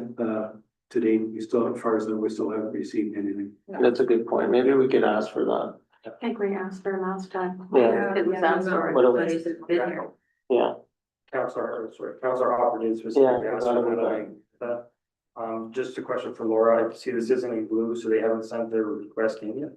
No, they don't usually send a request, this is something that we've done and supported every year, But just. sorry to interrupt, but did you send a letter to us every year? Yeah. I know when I was there, I would. They did that. Oh, I don't know if well, sometimes they send a letter to you and not to me, but I. Sponsorship chairperson would typically deliver that. You got that already, Bola, and you sent them a letter of support. Yeah. Trappers Festival, did you send them a letter? Yes, I did. Oh, okay, I wasn't aware of that, I wasn't told that. They sent- Someone mentions that it came into this. Okay, Because they wanted to get a grant from somewhere as well, so they requested additional information on the. Okay. Approval. Community cleanup, just earmarked, that's municipal money, just if we have to do anything. Festival programming, I'm not Excuse really, me, sorry, that $3,000, was that spent last year? no, no, Okay, didn't think so. that was the festival programming actually, so. what is that? What You guys festival just was set that it for? aside, you said, called it festival programming kind of. Oh, right, we were gonna do something else. Like you were talking about how there was like Yeah. spring arts festival or music. Yeah, yeah. festival Yeah, yeah. in downtown a couple years ago, Oh, yeah. and then if they wanted to use some for Canada Day or just kind of whatever. I'm taking note, sounds like a. Ultrama, Yeah, Yeah. no, remember we were trying to have, we can have another event or something, and that's, yeah, so we can remove that right now. just in case someone actually came and said, okay, I'm putting on Ultrama, can you guys give me $1,000 or something? When the new pavilion's up, we can plan No, that. absolutely, yeah.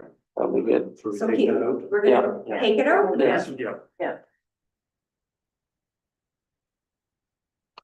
Yeah. Chamber rent in kind, what do you wanna do with the trade show in kind? I personally support that, to be honest with you. Why can't they pay it? We'll get it from the, who gave it to them last year? They paid it for like forever. Oh, I thought you guys previously said when we first started talking about this, they could go back to the DMC and ask for grant. I think that's where they went to. Yeah, What's the difference between rent in kind and trade show in kind? well, the rent in kind is just the office rent, it's Oh, that's the normally office. it's every day, Okay, yeah. office stuff upstairs, okay. Yeah, I just wanted to keep them separate. That's Okay. something that we've Okay. been doing for a long time with them, so. Obviously a little bit of a conflict, but I would actually support the in kind just because just like the festival, it does bring a lot of outside community or a lot of outside people in. Whether it went through the DMC or directly from the town, I think the reason why it ended up in front of us instead of the DMC is just because of the new process we have to apply for grants where you make the request. That's why it came forward to us, because we have the application of the DMC. What do you wanna do? Let them pay for it, or, I support, we already give them 7,200. Yeah. so not remove? DMC, normal, that's all based on tax collection. Yeah. It varies every year. This year it wasn't quite, it wasn't 50 grand, so. North Immigrant Services, I believe that's important to keep supporting. If they, again, is that enough? If they do a phenomenal job right now, That's all they're asking for. they're asking for four. That's Yeah. exactly what the request came in for, that's yeah. I think that's the third year now, and that was the original request was for, so they probably just haven't increased it. Okay. Yeah, Arts program, they haven't come back with a grant request, but I am anticipating they're going to. yeah, they do it every year, so I Yeah. would leave it. And I think, just again, to support Councilor Hopper, just like the scholarships, everything is costing more. Yeah. I wouldn't mind adding even a couple dollars to it if we went up to 600 even. Yeah, I'm sure everything is Seven increased. hundred fifty, Yeah. 750. Try community pride, they haven't done the request yet, but I know it's coming. Yeah, I think that would support that. Okay. Ag Society. Is that the rodeo? So can I make a suggestion? Can we bump that up? To, you know, we took out that festival programming, that maybe we add a couple of $1,000 there. And be a bigger sponsor there, because that's again becoming a bigger and growing event, so maybe we make it $5,000. Or, They have tiers. We Yeah. should take a look at what their tier level is. well, let's just put a number in there for now, so. Sure, yeah. 4 or 5? Well, just a clarification question, did we give them 2,000 and also do a sponsorship last year? No, I don't think so. No, I would say add the festival money to it. Which was what, 3? yeah, so let's make it 5. Cause we took 5, we took, that festival out there was 5, so we're still. So we'll increase that. Whether they like it or not. Where are we at? Up And down. No, I mean, like, Oh, we'll get the well, rest of it. but we're getting brand new ones now, though. Yeah. Yeah, so Golden Agers, would you guys like to, What is that request? They, now that say for? apply, what's that for? That's something else, maybe? unfortunately, my hand is shut, so. Yeah, $1,000 from our, so what I'll see if I can. $1,000 from. Mhm. I think it's cool. Kingston. That's right. Kingston Church in America. $1,000 Yeah, it's like, I'm sorry. With these 6 here, I would like to see some sort of issue sheet or something. But I thought that's what we would typically do. They have that. Yeah, I'm sorry, my other computer died, so I'm just trying to pull this up, just give me 1 second here, I got it.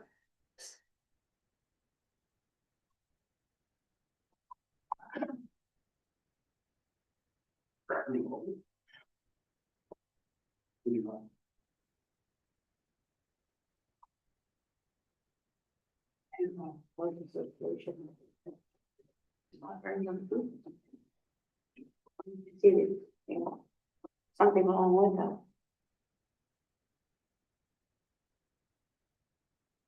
Sorry, I needed that. I'm hard to get in here.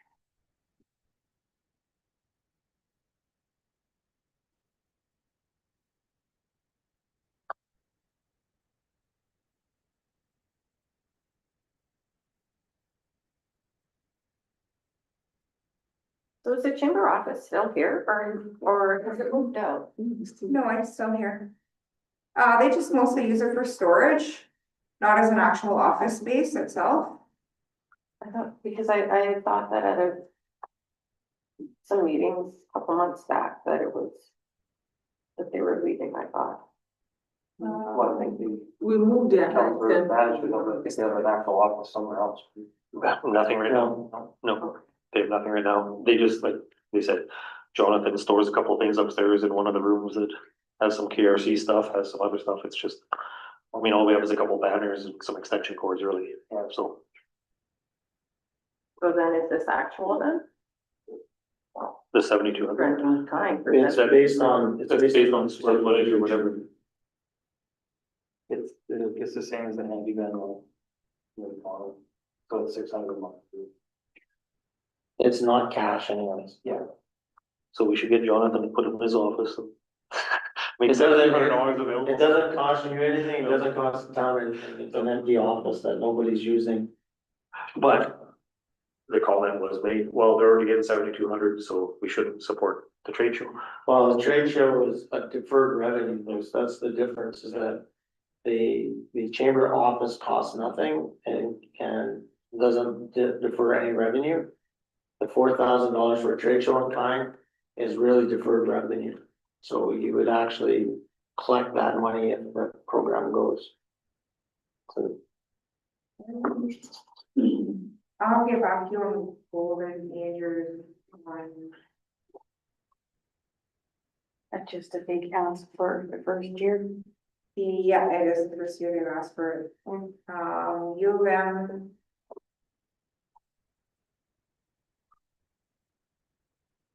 We had meetings about this a while back. About the U of M. Yeah, yes, they came, was it last year? Yeah. Or it's, yes, they are requesting for support. for the students, medical students in town. Exactly. Yeah. To ensure placements are accessible. It's to support medical students that come and work up here. Okay, I think it was something around that. yes. Yes, I remember that.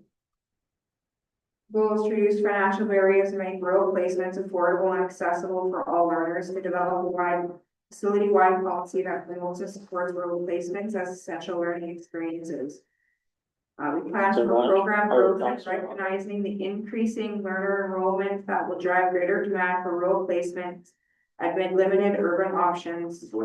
Yeah, Sorry to interrupt. yeah, I don't think anybody has a problem with this one. Sorry. No, okay, Have you found the Golden Age one yet? I'm gonna have to get back to you on that one. You skip that for now and. Yeah. Cranberry Winterfest.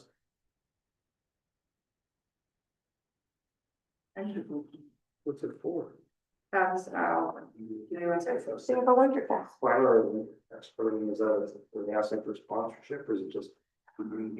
Like, that's the thing, like. If we get the chamber one, it's pretty self-explanatory, but everything else, if it's new, we should at least understand what the Yeah. request is. Yep, that's the things that I'm just pulling up here, apologies. For the delay. If he asks, they're asking the RM for the same amount. Sorry? I was just wondering if they were asking the RM for the same amount too. Oh, I am not 100% sure, I didn't ask them with regards to They're in the that. RN, so I'm sure they are. Yeah. And if it's new, what is it going to? Should this, just a comment, should this go to DMC though? It could, and maybe they are already asking DMC for money, I don't know. I think that we should direct them to DMC first and then just come back. Flin Flon has a festival too. They might be asking for some money. Yeah, it's Winter Festival Committee created to this event to bring families, children and broader community programs Yeah. together. in a engaging way. So they're asking for us to be part of their sponsorship package, which they provided, information on. They haven't provided, They have. oh, they have, provided. They've provided the information for the sponsorship package. Do we wanna do anything with that? I think if we have smaller, I wouldn't, have, most people have to pass through, if they're going through, a couple bucks is okay, but I don't think 2,000. How much you wanna do? 500? Let's see, there, 250? I wouldn't wanna get. There's 500 gold sponsor. So 500 gold sponsor, Sure. 500.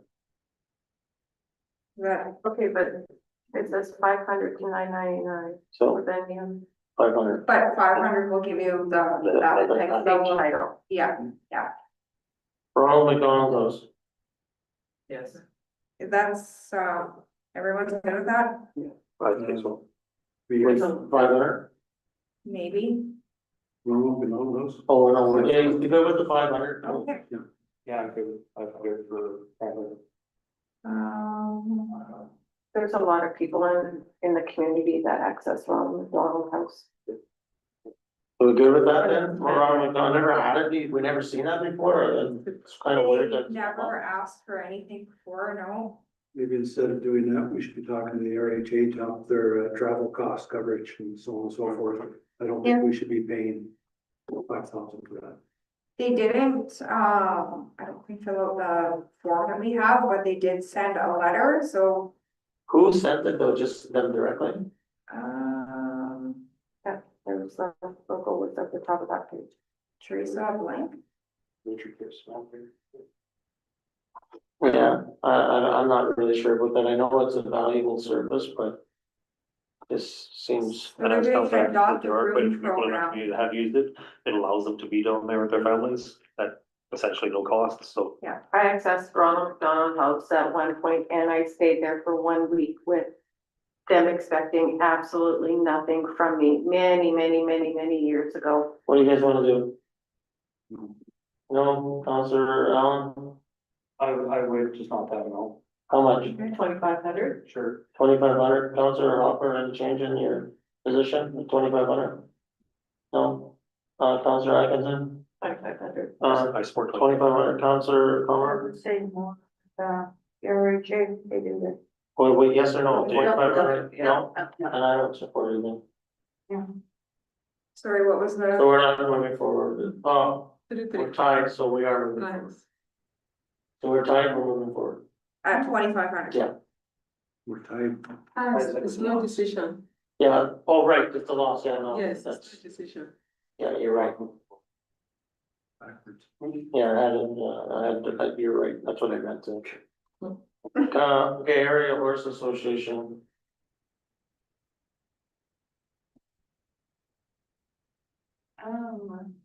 I would want more information, but I'm liking how many, sorry, I would say no. Yeah, I'd like to know what the difference is between the horse association from the egg society. If we support the egg society, you would think they would kind of go hand in hand, but more information would help. Actually, they're very much separate. Yeah. so where's the form for that? Yeah. You get a horse? I'm gonna have to get back on that one too. Okay, so we'll get back on that one, Yeah. just email those two to us, Is it more like 4 each? and then, Roadrunners, Red Operation Red Nose, you guys okay with that? Yeah. Yes, okay, The other requested before.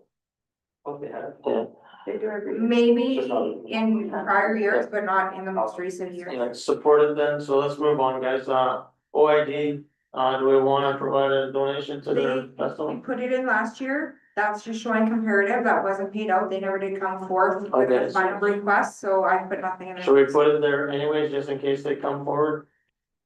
You can put, let's say, put $500 in case we want to sponsor an event or something. Okay, $500. Is miscellaneous, just in case regrets, everybody's okay with that? Nothing on Kelsey planning, It animal hasn't been show, active, so, hey, it hasn't been active for the last couple of years, so. Yeah. I removed it. yeah, animal shelter, Before or after this was finalized, I did actually get a request coming from them, and they have requested now 20,000. think, Kitties. I think the 15 is acceptable. It does, augment our, kind of what we have, Yeah. down Greenwich and The valuable, stray animals. valuable resource to the community for sure. But last year they did 8, right? No, 15 last year. To provide spay, neuter care, No, that's 20. relieve pressure on town animal control. We only gave them 8 last year? No, we can go 15. I was gonna say, I thought we bumped it up last year. Well, sorry, my meeting's wrong. And actual value of 8 last year. It's in the first column, 8,000. So- Oh, sorry, that's, yeah. Yeah, Yeah, we gave them 15 last year. yeah, that number's wrong on there, I apologize, we did give 15 for sure. Yeah, it went from 8 to 15 and now. Okay, so we're gonna just maintain 15, I guess, for now. Handyman. Rent in kind, that's just for the Office space. vehicle in the garage. No, it's for the office space upstairs, the civic center. Oh, okay, We don't charge them anything, they own that building, it's just on our land. oh, okay. Handyman, again, I'm not sure if they need more money, so I Sends think into the capital for van replacement. we just did We that. just wrote the check a month ago. Yeah. Month and a half I ago. wrote it in 10 years. Yeah, I was the one who made the comment last year about an increase. Oh, okay. Because Val was here, she made mention that that number's been the same for, I think, like 40 years or something. But if they're not requesting it, I'm not advocating for it. Okay, And then scholarships, so let's modernize that, we don't know what it is. I think we need a list of our scholarships sent to us, what the existing values are. And then maybe what we do just now, so you have something to put in your budget, that we move that to 10 grand. And then you can sort of use it to sort of massage that, give us a new updated sheet. well, we've got lots of time between now and Yeah. finalizing that I can get you guys a list and we can get those numbers. Yeah. finalized. The only thing I would ask is that, I think that sooner or later, the Rotary is gonna come to us and ask us to contribute to their Millennium Project.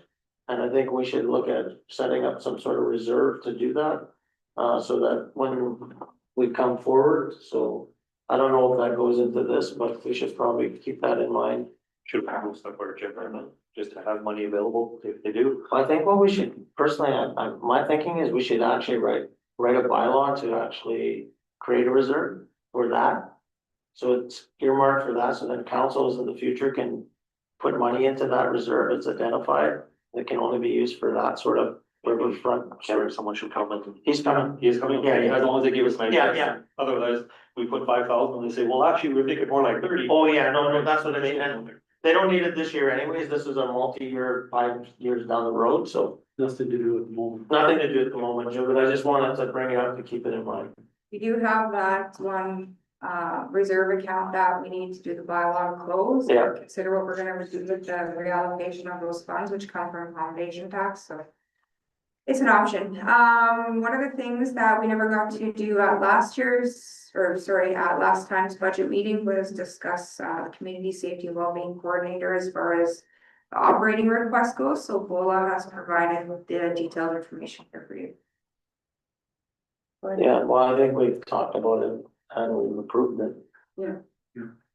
We're told to bring forth this operating, Yeah, this is in addition. it's like the discretionary expenditure report for the CSO, just like every other. The community safety wellbeing coordinator? Yeah. Yeah, but we've already talked about it and said that we want to move forward with it, Okay, so, it's, let's get Okay. moving. nope, that's fine.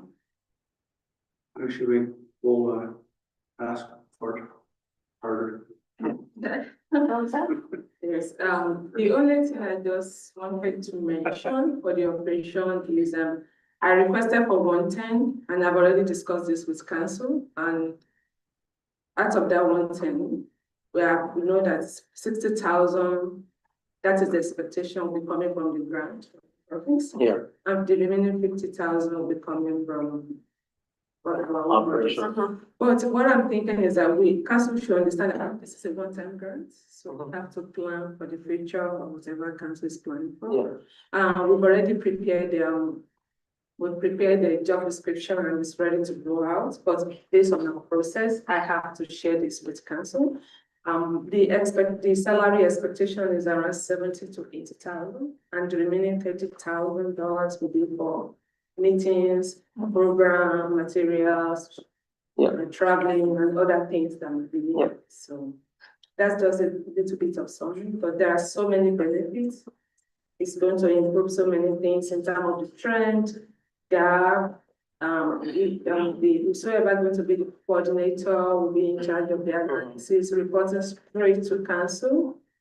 And the person will actually help in coordinating the cross agency, like what this department is doing and the other departments will bring everything together and be reporting straight there, reporting to council. And I actually, after this meeting, probably we have to change the way we report our community safety letter to council. Maybe we should be having a section separately on our agenda that will be for community safety and general well-being. Yeah, I think the key though is right now with this position is we need to get somebody in the chair so they can take the plan that has all the actions that are identified. There's certain things that are already being done in the community, but there's certain connectors that need to be done where multiple agencies outside of the municipality need to be done. So although this is a community safety initiative, I think they're not as connected to the CSO program as everybody thinks they are. And down the road, they might integrate a little closer, but at the very beginning, I believe this person will be very busy creating programs that can support that community safety well-being plan. And this is where that interagency meeting that we have now, where it has corrections, Manitoba First Nations policing, healthcare, all these agencies together, where we take some of those priorities out of there and get the sort of the program moving using the resources that are in our community. This first person is gonna have to do all that heavy lifting because these people are not, that's not their full-time job. They're participating in the group. But the person that's running this program will need to do that heavy lifting to make sure things are organized, that actions are being done, that they're keeping track of those things and moving them forward. So I think the sooner we can get this moving, the better. And down the road, I do see it then become a little bit more integrated into the community safety program, but not yet. So we'll get that added into general operating budget. We're pushing our longest meeting ever here right away, so. Is it 6:30? Yeah, I thought we were gonna be done at 6:30. So. Okay, so just the one last thing here, and we'll bring in Public Works.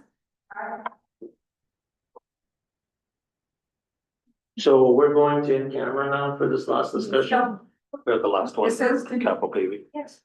Oh, no, I thought this was. We already had the discussion in camera, this is to, we said we bring it up.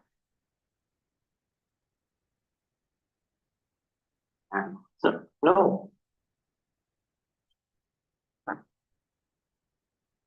So we got that one, bring camera. no, yeah, but that's what we're looking at right now. The capital paving we just discussed. Oh, okay. Should, now we gotta make the decision. Oh, okay, no, sorry, I thought I was thinking we were. Why don't we go to decide?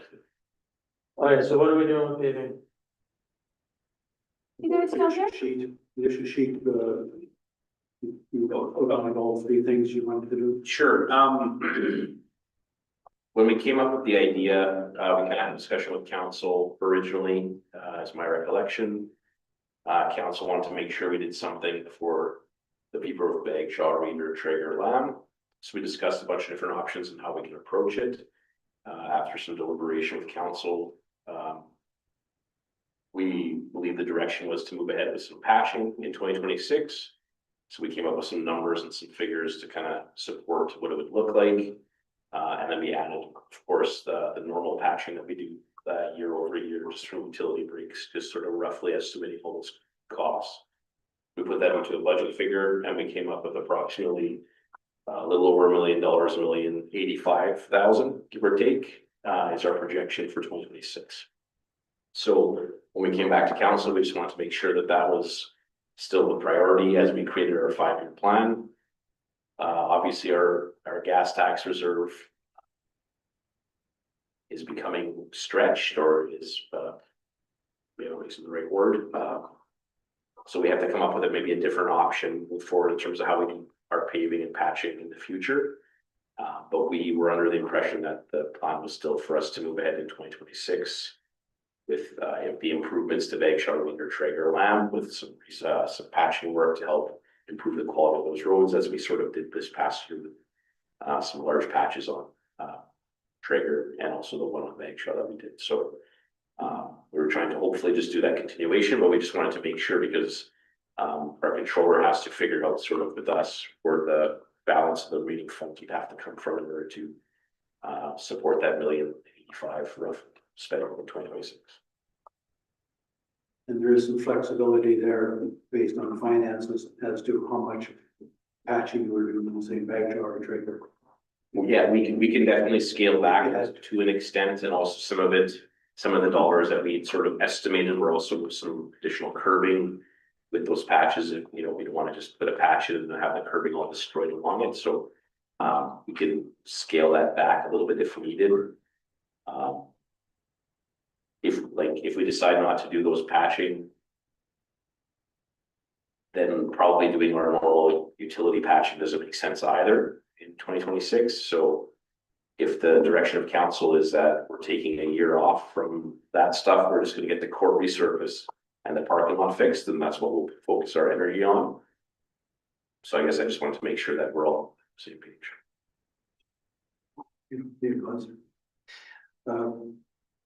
I would support your recommendation, taking it in-house, paying for the $1 million and change, and there's some flexibility there. We can still move ahead with a 5-year program. Whether or not that gets carried on by future councils, that would be their demise if they don't, because it would be a good plan. If we do that, next year might be the year we take off, help us to replenish the reserve that we're going to be taking out, and move forward to those areas you've identified have been neglected over the years. So I'd support your recommendation of Rishishi. Anybody else? Same thing. I think we finish off this year. They have to be, or someone's going to be here to finish off what started.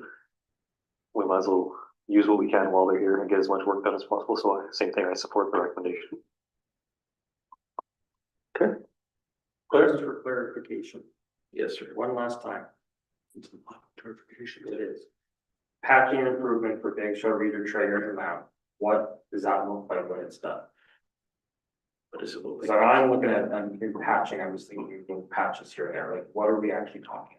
So we drove through those areas. We identified sort of like what are the worst sort of sections of those roads where we can get the most bang for the buck. So if there's just a little hump, we're not gonna like spend a bunch of money sort of fit. But if there's like multiple humps in a small area where the asphalt is completely degraded and getting worse and worse, or we're already doing patching, like filling potholes, we're gonna cut out large sections of the area, redo the base work, and then Maple Leaf will come and pave over top of it. We'll probably do some of the base work before Maple Leaf gets here so that we can dig it down a bit, and then Maple Leaf will finish the base work and compaction, and then putting the 3 to 4 inches of asphalt back in there. So it should improve the drivability significantly for the people in the area. Just had a question then, would it be not beneficial, like a gravel spot in that one of those roads be better than the big hump now? If you do what you're saying you're gonna do, like dig down a bit, would it not be advantageous to leave it as gravel for the year? Cause it's gonna go down rather than pave it and have it settle, or let it go down and then the following year or the year after we do the capital. I think if the gravel can be maintained with your salts and all the rest of it, to me, it would make more sense. Let it settle, and then a year from now, that's what happened when they originally put the road in. Mind you, they didn't excavate it on fall. Yeah, so on the few ones that we did on Traeger, where we are monitoring them to see how they kind of hold up over the winter.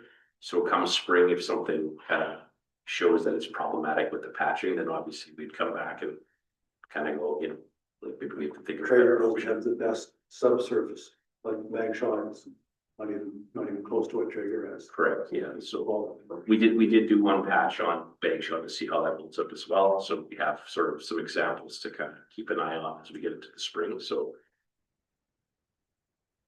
We can scale it back if necessary, Just a thought, I was thinking for the final finish, before you leave, maybe we're better off to, I don't know. To me, it would be, if I was living there, I'd prefer a bit of a gravel spot, if we maintain it. So, you know, as it is sinking, we're not yeah, able. I guess I would be a little bit nervous about that much moisture getting into the sub base as well. Because that may create different issues as well for us, and And I think previous experience with patches left open, it's a daily maintenance thing. And if you're not, you're gonna be taking all the phone calls of the potholes. So unless you're gonna leave a guy with a rake. I agree with what he's saying in terms of, let it settle like you normally would, but I don't think you don't do that. Either you do it or you don't do it.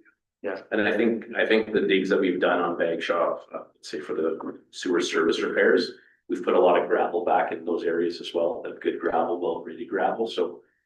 Hopefully that's tightening up as we continue to do those repairs, so. I think it's worthwhile to do this. I think we're gonna get a good finished product, and in talking with Maple Leaf and a few other people about this, I think this is sort of the best bang for our buck. Outside of a full scale renewal, obviously, but those are significant dollars. Any other questions? So we're gonna do patching and improvements, then we're going to go on and do a full scale renewal.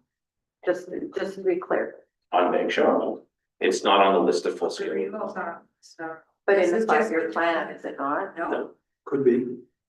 Well, it could be whatever council would Okay. want us to do, but Well, that was my only comment earlier, is because I didn't really understand that either. If we're gonna do a bunch of work and patching in one area, and then come in with a full renewal program and rip all the patches out you just did. Yeah. That's was my question. I support whatever you guys are doing, but I just don't wanna do something and then rip it all out the next I year. think we'll hopefully get some kind of an answer in May. When Yeah. things start Yeah, going out, and- and yeah. if they look like hell, well, then we know, let's not do that. Yeah. Right. Okay, clear?